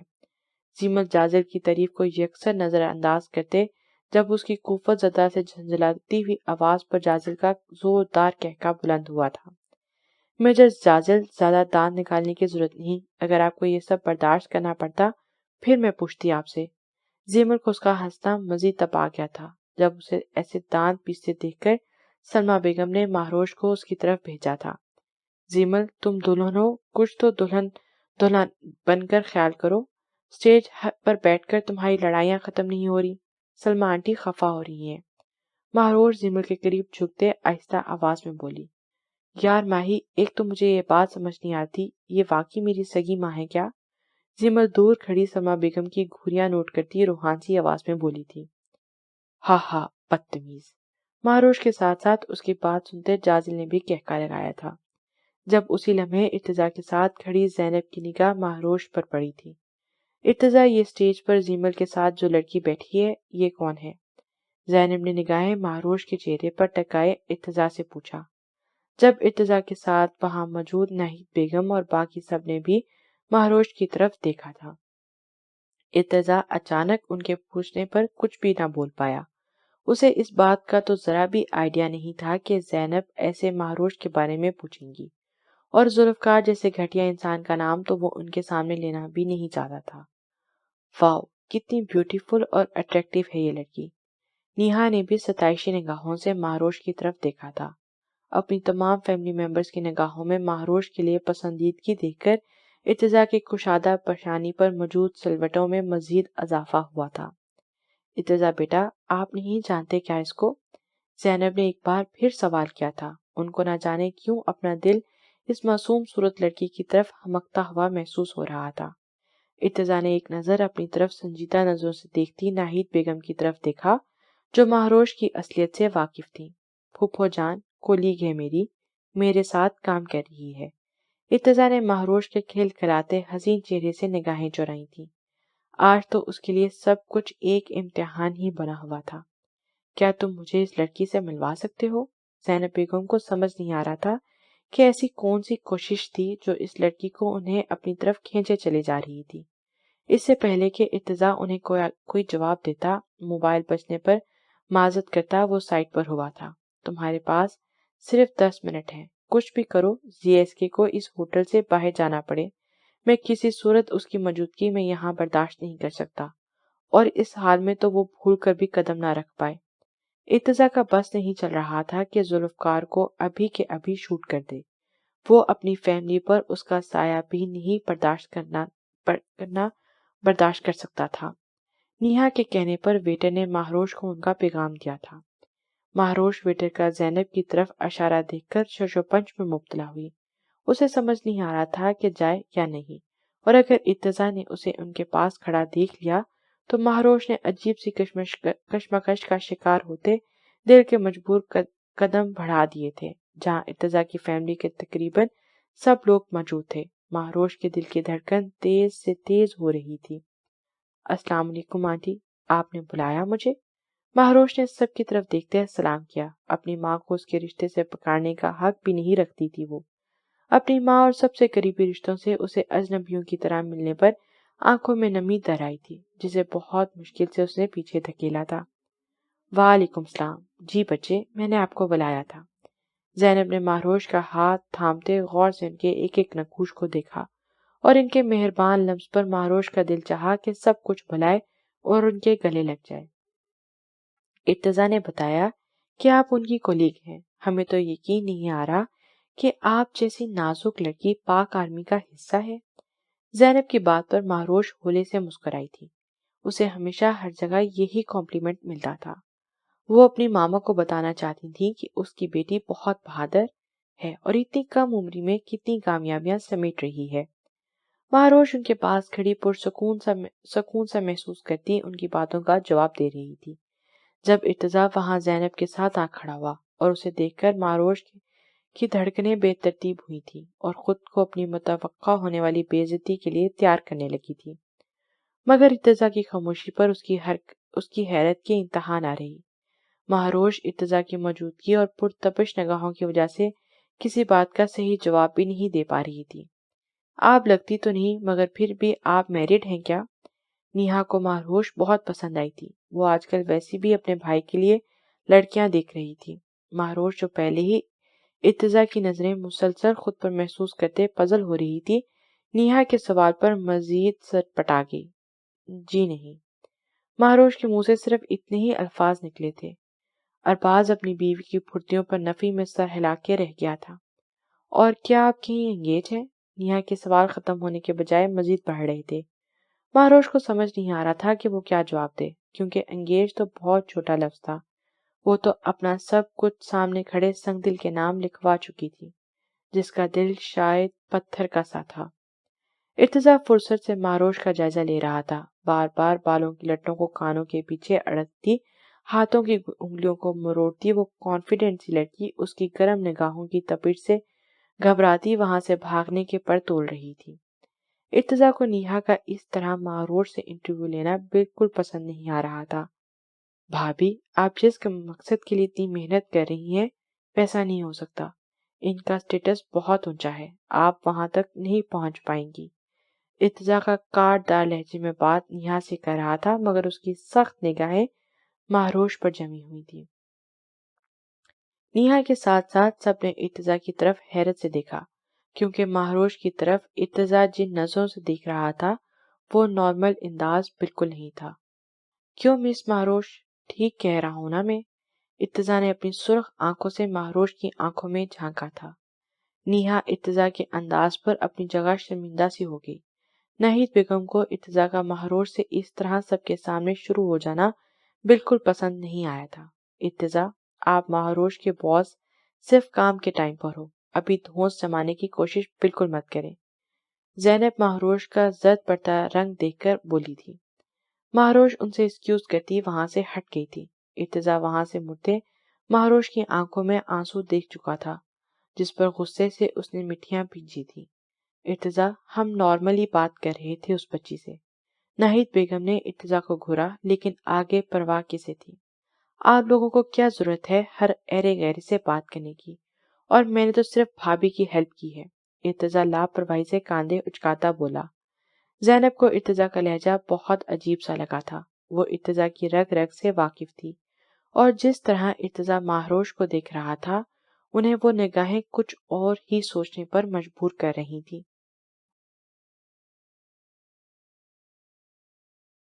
سر، کام ہو گیا ہے۔ ابھی 2 منٹ پہلے جی ایس کے ہبراہٹ میں ہوٹل سے باہر نکلا ہے۔ اپنے آدمی کی بات سنتے ہی ارتضیٰ کے چہرے پر مسکراہٹ بکھری تھی، جانے یا انجانے میں، مگر جی ایس کے کی اس فیملی کے قریب آیا تھا جو کہ ارتضیٰ کی کسی صورت برداشت نہیں کر سکتا تھا۔ اس لیے اس بات کا بدلہ ارتضیٰ نے اس کے بیٹے برہان پر حملہ کروا دیا تھا۔ اسی کا سن کر ذوالفقار اتنی ہڑبڑاہٹ میں وہاں سے نکل گیا تھا۔ Well done. ارتضیٰ فون رکھتے جازل کی طرف بڑھا،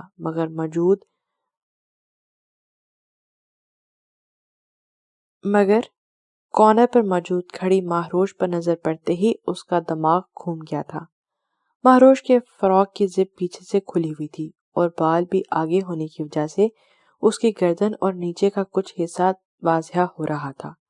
مہروش نیٹ کے دوپٹے سے اپنے بیک کو کور کرنے کی ناکام کوشش کر رہی تھی۔ اس کی اتنی لاپرواہی پر ارتضیٰ کی رگیں غصے سے تن چکی تھی۔ ابھی تک کسی کی نظر مہروش پر نہیں پڑی تھی، کیونکہ کوئی اس طرف متوجہ نہیں تھا، اور اچھا ہی تھا سب کے لیے، ورنہ ارتضیٰ جتنے طیش میں آ چکا تھا، مہروش کی طرف نظر اٹھانے والے کی خیر نہیں تھی۔ ارتضیٰ نے مہروش کے قریب پہنچتے کندھے سے تھام کر اسے اپنی طرف گھمایا، اور آگے کی طرف کیے بال پکڑ کر اس کی کمر پر پھینکتے اسے ڈھانپنے کی کوشش کی تھی۔ سر، آپ، کیا ہوا؟ یہ کیا کر رہے ہیں؟ مہروش کو اچانک ارتضیٰ کی حرکت سمجھ نہیں آئی تھی۔ جب ارتضیٰ کچھ بھی بولے بغیر اس کا بازو اپنی سخت گرفت میں لیتے برائڈل روم کی طرف بڑھا تھا۔ کیا بےہودگی پھیلا رکھی ہے تم نے؟ اگر ایسے لباس کیری کرنے آتے نہیں تو پہنتی ہی کیوں ہو؟ ارتضیٰ مہروش کو روم میں لا کر ایک جھٹکے سے اس کا بازو چھوڑتے دھاڑا۔ مہروش نے دیوار کا سہارا لے کر خود کو گرنے سے بچایا تھا۔ سر، آپ ایسے… مہروش اس سے پہلے کہ مزید کچھ بولتی، ارتضیٰ نے اس کا بازو پکڑتے اس کو ڈریسنگ ٹیبل کے سامنے کھڑا کر دیا۔ مہروش کے بیک مرر کی طرف تھی۔ جب اسے ناسمجھی سے پلٹ کر مرر کی طرف دیکھا، مگر سامنے کا نظارہ دیکھ کر اس کے دل چاہا تھا کہ زمین پھٹے اور وہ اس میں سما جائے۔ اس کے بال سائڈ پر ہوتے، جن کے پیچھے سے اس کی دودھیا کمر جھانک رہی تھی۔ مہروش نے سرخ ہوتے فوراً ہی بیگ پیچھے ہو کر دیوار کے ساتھ ٹکا دی۔ ارتضیٰ وہاں سے ہٹنے کے بجائے مزید مزے سے سینے پر بازو باندھے اسے اپنا ہاتھ پیچھے سے لیے زپ زور سے آزمائی کرتا دیکھ رہا تھا۔ مہروش کو سمجھ نہیں آ رہی تھی کہ کیا کرے، کیونکہ ارتضیٰ کا وہاں سے ہٹنے کا کوئی موڈ نہیں لگ رہا تھا۔ میں آئی ہیلپ یو؟ ارتضیٰ نے نہ جانے کس بات کے زیر اثر نرمی سے پوچھا تھا۔ نو سر، پلیز۔ مہروش نے ارتضیٰ کو اپنی طرف بڑھتا دیکھ کر گھبراہٹ میں مزید دیوار کے ساتھ چپکتے اسے منع کرتے ہوئے کہا تھا، مگر ارتضیٰ نے پہلے کبھی اس کی سنی تھی جو اب سنتا؟ جی، وہ تو مسلسل آپ کی ناکام کوششوں کو دیکھ کر لگ رہا ہے کہ رات تک آپ شاید کامیاب ہو ہی جائیں گی، ارتضیٰ نے طنز کیا تھا، اور ہاتھ میں پکڑا موبائل پاس پڑے ٹیبل پر رکھا۔ ارتضیٰ نے جیسے ہی 2 قدم مزید مہروش کی طرف بڑھائے، پہلے سے دھکتا اس کا چہرہ مزید سرخ ہوا تھا۔ مہروش کا تو توبہ شکن حسین روپ ارتضیٰ جیسے مضبوط اعصاب کے مالک انسان کو بہکانے کا باعث بن رہا تھا۔ ارتضیٰ یک ٹک اس کی آنکھوں میں دیکھ رہا تھا۔ وہ چاہے مہروش سے کتنا ہی نفرت کا اظہار کر لیتا، لیکن یہ بات ماننے سے بھی انکار نہیں کر سکتا تھا کہ جب بھی یہ لڑکی اس کے قریب ہوتی تھی، اس کی دھڑکنوں کا اندازہ بدل جاتا تھا۔ ایک اندیکھی سی کشش اسے مہروش کی طرف کھینچتی تھی، مگر ارتضیٰ ہمیشہ اپنے دل پر جبر کرتے اسے خاموش کروا دیتا۔ مگر ایک بات تو اب شاید اس کا دل بھی اچھے سے سمجھ چکا تھا کہ اگر نفرت کا اتنا بڑا ریزن ان دونوں کے درمیان نہ ہوتا تو یہ لڑکی اس کی زندگی میں سب سے پہلے نمبر پر ہوتی۔ جسے اس نے اس وقت اپنی زندگی میں سب سے آخری درجہ دے رکھا تھا۔ ارتضیٰ نے آگے کو جھکتے مہروش کے ارد گرد دیوار پر ہاتھ رکھے تھے۔ ارتضیٰ یہ بات نہیں جانتا تھا، مگر مہروش اچھے سے جانتی تھی کہ وہ اس کا شوہر ہے۔ اس سے بھی زیادہ ارتضیٰ اس پر اور اس کے وجود پر حق رکھتا ہے، اس لیے مہروش نے اسے منع کرنے کی یا روکنے کی ذرا کوشش نہیں کی تھی۔ ارتضیٰ نے اسے دونوں کندھوں سے تھامتے رخ موڑا تھا، جب اگلے ہی لمحے مہروش کے نیٹ کے دوپٹے سے چھپانے کی ناکام کی گئی کوشش کی وجہ سے اس کی تمام رعنائیاں بکھیرتی کمر ارتضیٰ کے سامنے تھی۔ وہ اچھے سے مہروش کی کپکپاہٹ نوٹ کر سکتا تھا۔ مہروش کے لیے ارتضیٰ کی قربت ہمیشہ کسی امتحان سے کم نہیں ہوتی تھی۔ اس وقت بھی اسے لگ رہا تھا جیسے اسپیڈ سے دل دھڑک رہا ہے، کسی بھی وقت پسلیاں توڑ کر باہر آ جائے گا۔ ارتضیٰ کے ہاتھوں کا لمس زپ پر محسوس کرتے مہروش نے اپنے کانپتے ہاتھ فراک کی مٹھیوں سے بھرے تھے۔ ارتضیٰ جو مہروش کے بال سائڈ پر کیے زپ بند کر رہا تھا اور پوری کوشش بھی کہ مہروش کی کمر سے ہاتھ ٹچ نہ ہو، اس وقت دل پر کیا گیا جبر کافی کمزور پڑتا اسے نظر آ رہا تھا۔ وہ نہیں جانتا تھا ایسا کیوں ہے، مگر مہروش کو کہیں نہ کہیں اپنی ملکیت سمجھتا یہی وجہ تھی کہ وہ اس پر کسی ایرے گہرے یہاں تک کہ اس کے باپ کی موجودگی بھی اس کے ارد گرد برداشت نہیں کر سکتا تھا، اور اس بات کا اظہار ہمیشہ غصے کی صورت پر مہروش پر نکالتا تھا۔ ارتضیٰ بہت احتیاط سے اس کی زپ بند کرتا پیچھے ہٹا۔ بے اختیار اس کا دل چاہا تھا کہ وہ مہروش کے سیاہ گیسیوں کے نرماہٹ کو چھونے کا محسوس کرے، مگر دل اس کی بے تکی فرمائش پر اسے سرزنش کرتا پیچھے ہٹا تھا۔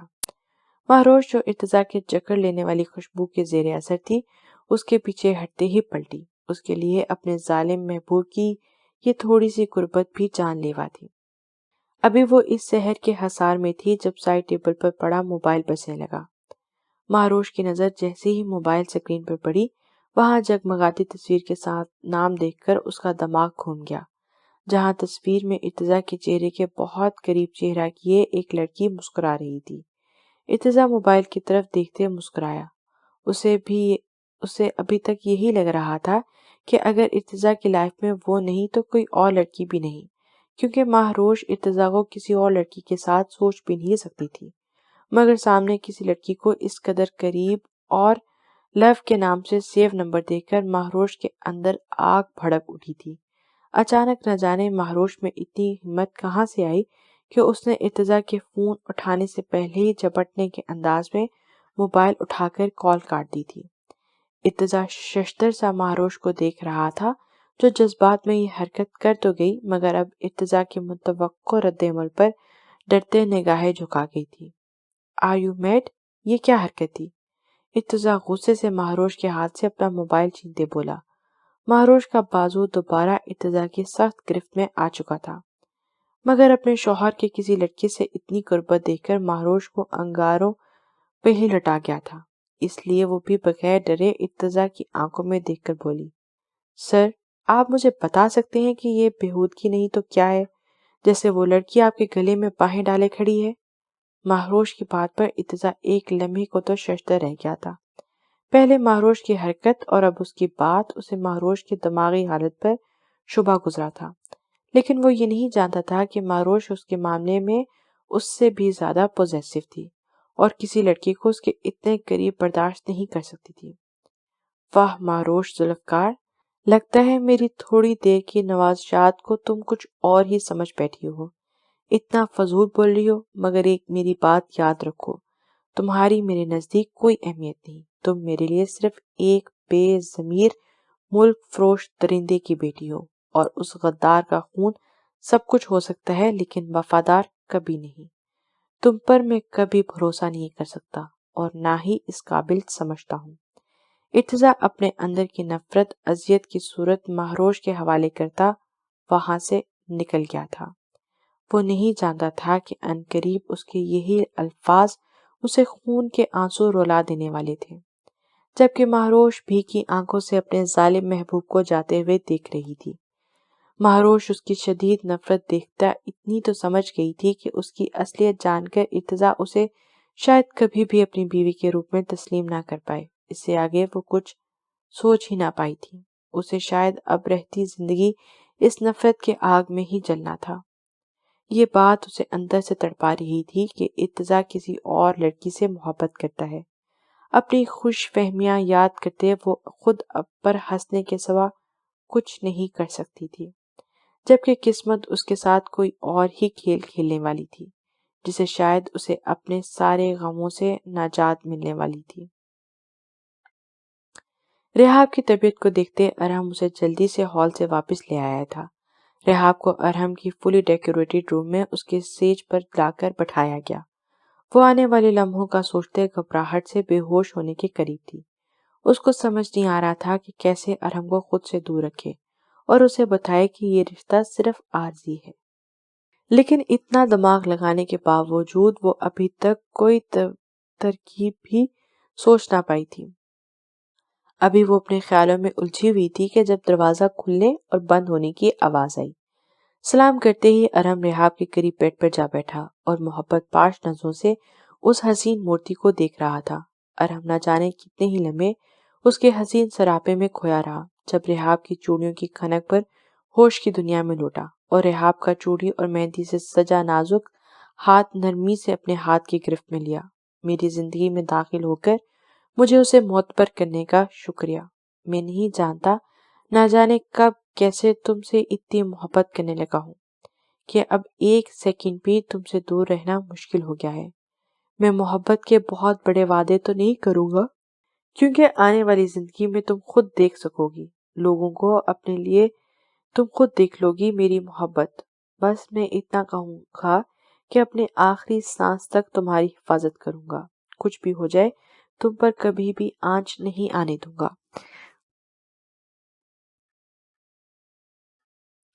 ارحم نے ہولے سے اس کے ہاتھ پر ہونٹ رکھے تھے۔ ریحاب نے ارحم کی محبت بھرے لمس اور باتیں سن کر یکدم نظریں اٹھا کر اس کی طرف دیکھا۔ جب نگاہیں ملنے پر اس کے جذبات کی شدت برداشت نہ کرتے ریحاب جلدی سے نگاہیں چرا گئی تھی۔ اس کے ٹھنڈے پڑتے جذبات میں ہلچل سی پیدا ہوئی تھی۔ وہ اس ساحر کے جادو میں نہیں آنا چاہتی تھی، مگر اس وقت اس کے آگے بے بس ہو رہی تھی۔ ارحم اور بھی بہت کچھ کہہ رہا تھا، مگر ریحاب کا دل تو اس کی گرفت میں موجود اپنے ہاتھوں میں دھڑکنے لگا تھا۔ کیا ہوا؟ تم کچھ بولو گی نہیں؟ آج میں بھی اظہار سننا چاہتا ہوں۔ ارحم جو اس کے قریب بیڈ پر بیٹھا لیٹا ہوا تھا، گہری نظروں سے اس کا جائزہ لے رہا تھا۔ میری طبیعت ٹھیک نہیں ہے، پلیز۔ ریحاب ارحم کی گرم سانسیں اپنے چہرے کے بہت قریب محسوس کرتے جلدی سے بولی۔ جب ارحم نے اپنا حق استعمال کرتے ریحاب کی پیشانی پر پہلا استحقاق بھرا لمس چھوڑا تھا، وہ کسمسا کر اس کے حصار سے نکلی تھی۔ ہر گزرتا لمحہ اس کے خوف اور گھبراہٹ میں مزید اضافہ کر رہا تھا۔ اس کے گریز پر ارحم دھیرے سے مسکرایا اور ریحاب کی کیفیت اچھے سے سمجھ رہا تھا۔ وہ اٹھ کر ریحاب کے قریب ہوتے اس کی نظر ریحاب کے گلے میں پہنے لاکٹ پر پڑی، جس کی اصلیت وہ اچھے سے جانتا تھا۔ نہ جانے اسے اچانک کیا ہوا کہ اسے ہاتھ بڑھا کر ریحاب کی نازک سی گردن میں پہنا وہ لاکٹ اتارنا چاہا جو ان دونوں کی پرائیویسی ڈسٹرب کر رہا تھا۔ پلیز ارحم، یہ آپ کیا کر رہے ہیں؟ ریحاب کو اس کی اس حرکت کی امید نہیں تھی۔ اس کے دماغ میں غفور کی دھمکی گھوم رہی تھی، مگر ارحم نے اس کے ہونٹوں پر ہاتھ رکھ کر خاموش رہنے کا اشارہ کیا۔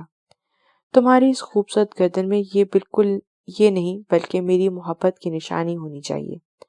ارحم اپنی خمار آلود نظریں اس پر گاڑے بولا اور ایک ہاتھ اس کی گردن کے پیچھے لے جا کر لاکٹ اتار دیا تھا۔ ریحاب چاہنے کے باوجود اسے روک نہیں پائی، کیونکہ ارحم آج کسی اور ہی موڈ میں تھا۔ ارحم کی انگلیوں کا لمس اپنی گردن پر محسوس کرتے ریحاب کی سانسیں بگڑ رہی تھیں۔ ارحم نے وہ لاکٹ سائڈ دراز میں ڈال کر اپنی پاکٹ سے ایک ڈائمنڈ کا پینڈنٹ نکال کر اسے ریحاب کی گردن میں پہنایا۔ میں نہیں جانتا کہ مجھے کبھی بھی کسی سے اتنی بھی محبت ہوئی ہے۔ کوئی میرے لیے اتنا ضروری بھی ہو سکتا ہے۔ محبت کے ساتھ ساتھ تمہارے لیے میرے دل میں بہت عزت اور بھروسہ ہے۔ تم پر بہت یقین ہے، مجھے تم کبھی کچھ غلط نہیں کرو گی، کبھی بھی کسی موڑ پر میرا بھروسہ نہیں توڑو گی، ایسا ہی ہے نا؟ ارہم نے رحاب کی آنکھوں میں اپنے جذبوں سے بوجھل آنکھیں گاڑی تھی، جن کے وار سے بچنا شاید اب رحاب کے لیے ممکن نہیں تھا۔ رحاب نے ارہم کے پرحدت لمس کے زیر اثر اسبات میں سر ہلایا۔ محبت سے زیادہ مجھے تمہارا یقین چاہیے۔ میں چاہتا ہوں تم مجھ پر سب سے زیادہ اعتبار کرو۔ کبھی بھی کوئی بات نہ چھپاؤ مجھ سے۔ ہمارے درمیان کسی قسم کا کوئی پردہ نہیں ہونا چاہیے۔ ارہم کی ایک ایک بات رحاب کے دل میں اتر رہی تھی۔ وہ مبہوت سے اپنے سامنے بیٹھے اس وجیح شخص کو دیکھ رہی تھی۔ کیا ہمارے درمیان ابھی کوئی ایسی بات ہے جس کے بارے میں مجھے نہیں پتا، یا تم مجھے بتانا چاہتی ہو جو تمہیں پریشان کر رہی ہے؟ اگر کوئی بھی بات ہے تو تم مجھے بلا جھجک بتا سکتی ہو۔ میں ہمیشہ تمہارا ساتھ دوں گا۔ ارہم چاہتا تھا رحاب اس پر بھروسہ کرے، اسے بلیک میلرز کے متعلق اپنے منہ سے ساری بات بتائے، اس لیے وہ اسے اپنا اعتبار سونپتے بھولنے پر اکسا رہا تھا۔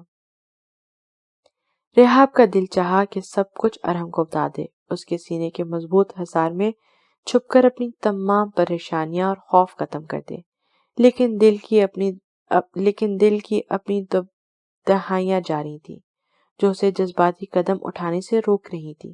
اگر ارہم کو پتہ چل جاتا کہ رحاب کا یہاں اس کی سیج پر بیٹھنا صرف ایک پلاننگ کے تحت ہے، تو جن آنکھوں میں وہ اپنے لیے بے پناہ چاہت دیکھ رہی تھی، وہاں نفرت دیکھنا اس کے لیے بہت اذیت ناک تھا۔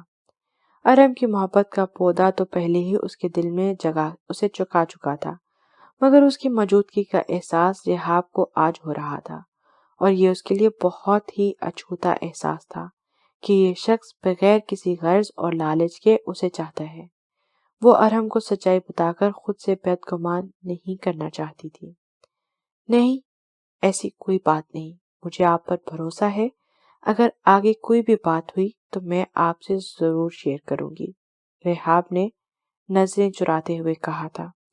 اس کے جھوٹ پر ارہم افسوس کے علاوہ کچھ نہ کر سکا۔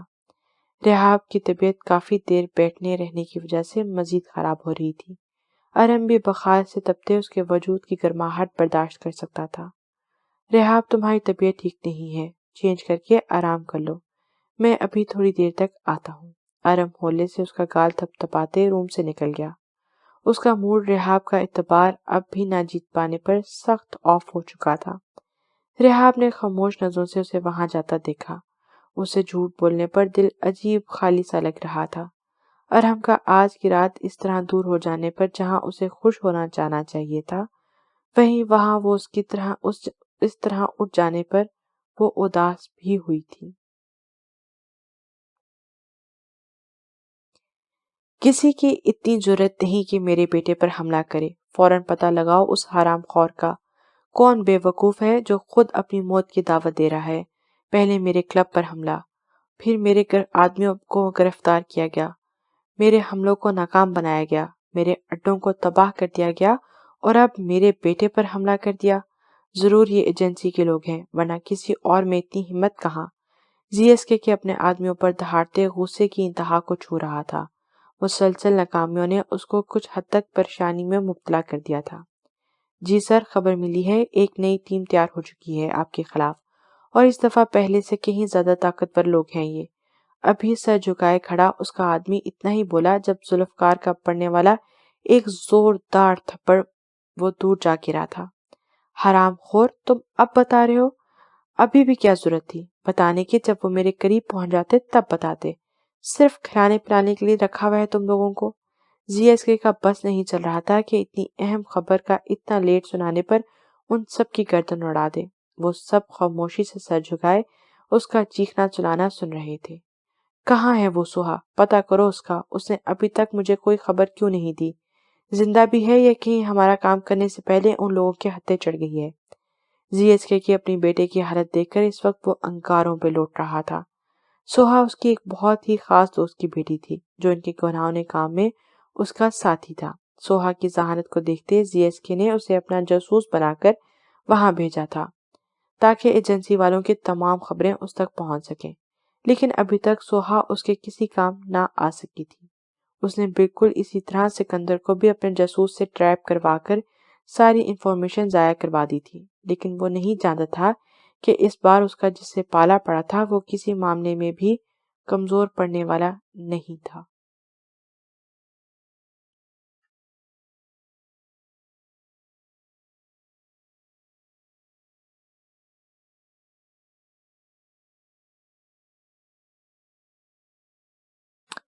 نور پیلس والے خود تو سرپرائز دیتے نہیں، اور اگر کوئی بندہ دینا چاہے تو اس کا بھی خراب کر کے رکھ دیتے ہیں۔ ارتضیٰ نے جیسے ہی لاؤنج میں قدم رکھا، سامنے ہی بیلا میڈم ہمیشہ کی طرح نان اسٹاپ بولنے میں مصروف تھی۔ یار اب بھلا ہمیں کیا پتا کہ تم آج ہی سرپرائز دینے کے لیے پہنچنے والی ہو، تھوڑا بہت ہنٹ تو دینا تھا نا۔ منیزہ کی باتوں پر بیلا نے اسے تیز نظروں سے گھورا تھا۔